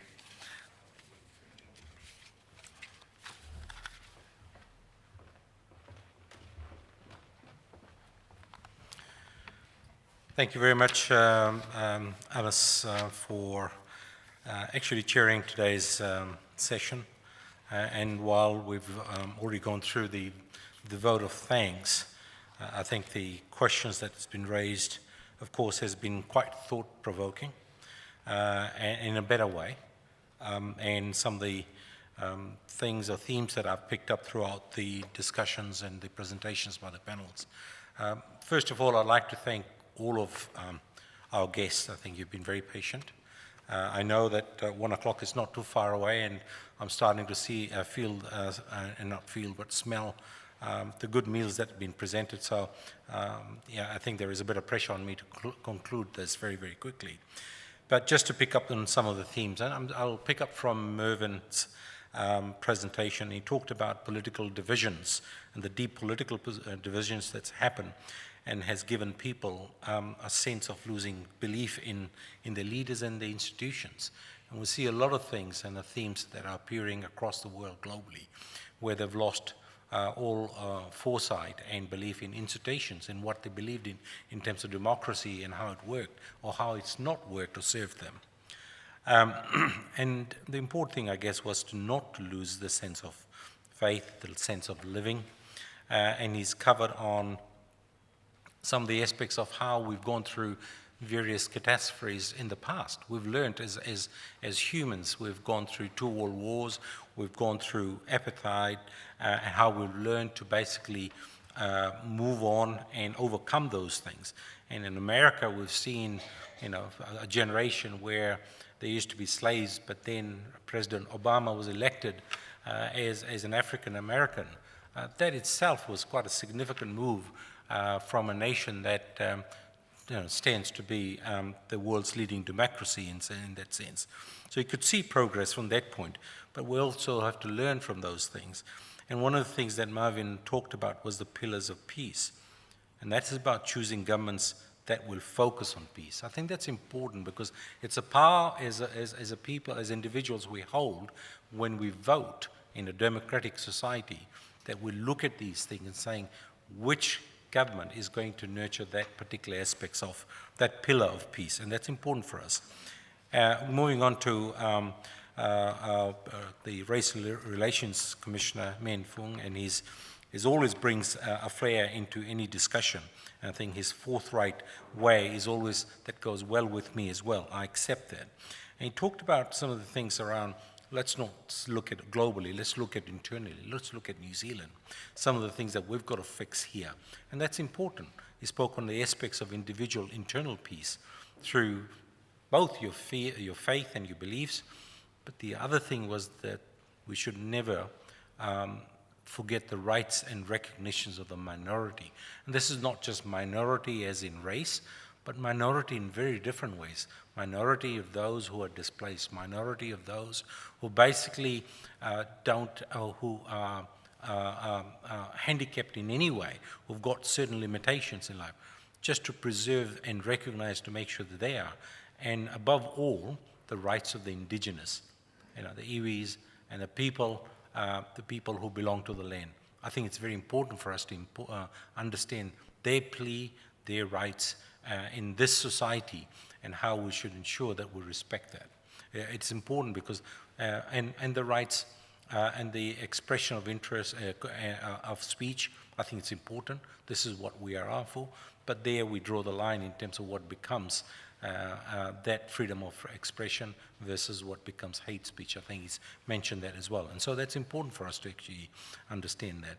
And from our esteemed Reverend Ivica, I think it's important to understand how he has shared his personal insight and experience, particularly around the conflict in the former Yugoslav country and where he's come from. He's talked about one of the common themes that has come through all of the speakers, and that is that there is no peace without justice. So I think that's very important for us to really understand. And of course, Shafiq Rehman Sahib has actually talked about that aspect of justice. And then he's brought together how the various wars and the learnings from that, the World War I, where League of Nations was formed, World War II, where United Nations was formed. But each of those has got chinks in the armor in terms of where they failed, which was absolute justice and equality. And we always hear about, equality, but some are always more equal than others, or all having equal rights, but some having more rights than others. And this is where United Nations fails miserably because of the rights to veto. So if they don't agree, the big guys would basically say, sorry, I have the right to veto, and I walk away. Where is equality? Where is justice? And that whole concept starts to collapse. And this is what we're seeing is happening in the world today. Because if you're not equal in that forum, then where are you equal? Because that's what we depend on. So it's very important for us as people to understand that, because we would be affected whether we like it or not.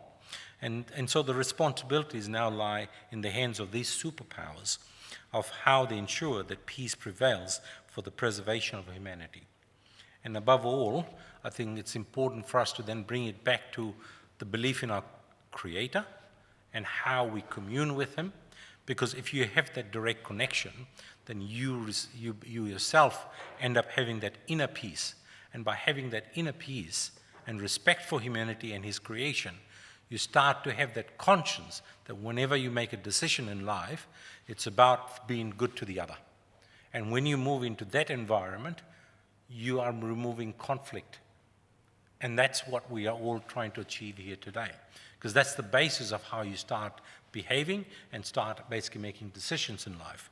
So that's all I think I've been able to gather out of this, and hope that all of us have taken something away from today's session. And above all, I guess my wish is that we all should pray to the Almighty God in our different ways. We all are in different faiths and different communities. That today, that may He be able to enable such a spirit in all of us to develop in this world. May we all come to see that true peace prevails in our lives. Once again, I thank you all for being here, for all your contribution, and hope that we all come back again in a year's time and be able to celebrate this particular occasion. I now ask each of you to basically join me in a silent prayer and pray for peace in the world, pray for peace in New Zealand. May we all basically live in close communion and in brotherhood. So please join me in silent prayer. Thank you.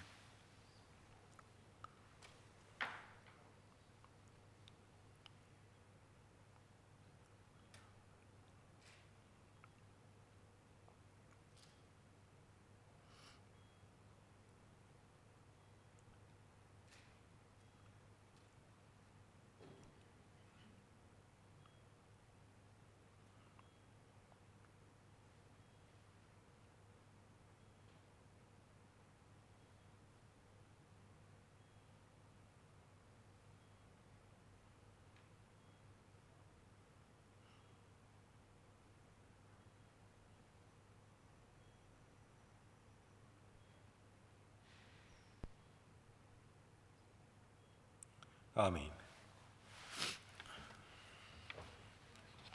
Lunch will be served shortly, so please stay back, enjoy the wonderful lunch that's been prepared. Thank you very much.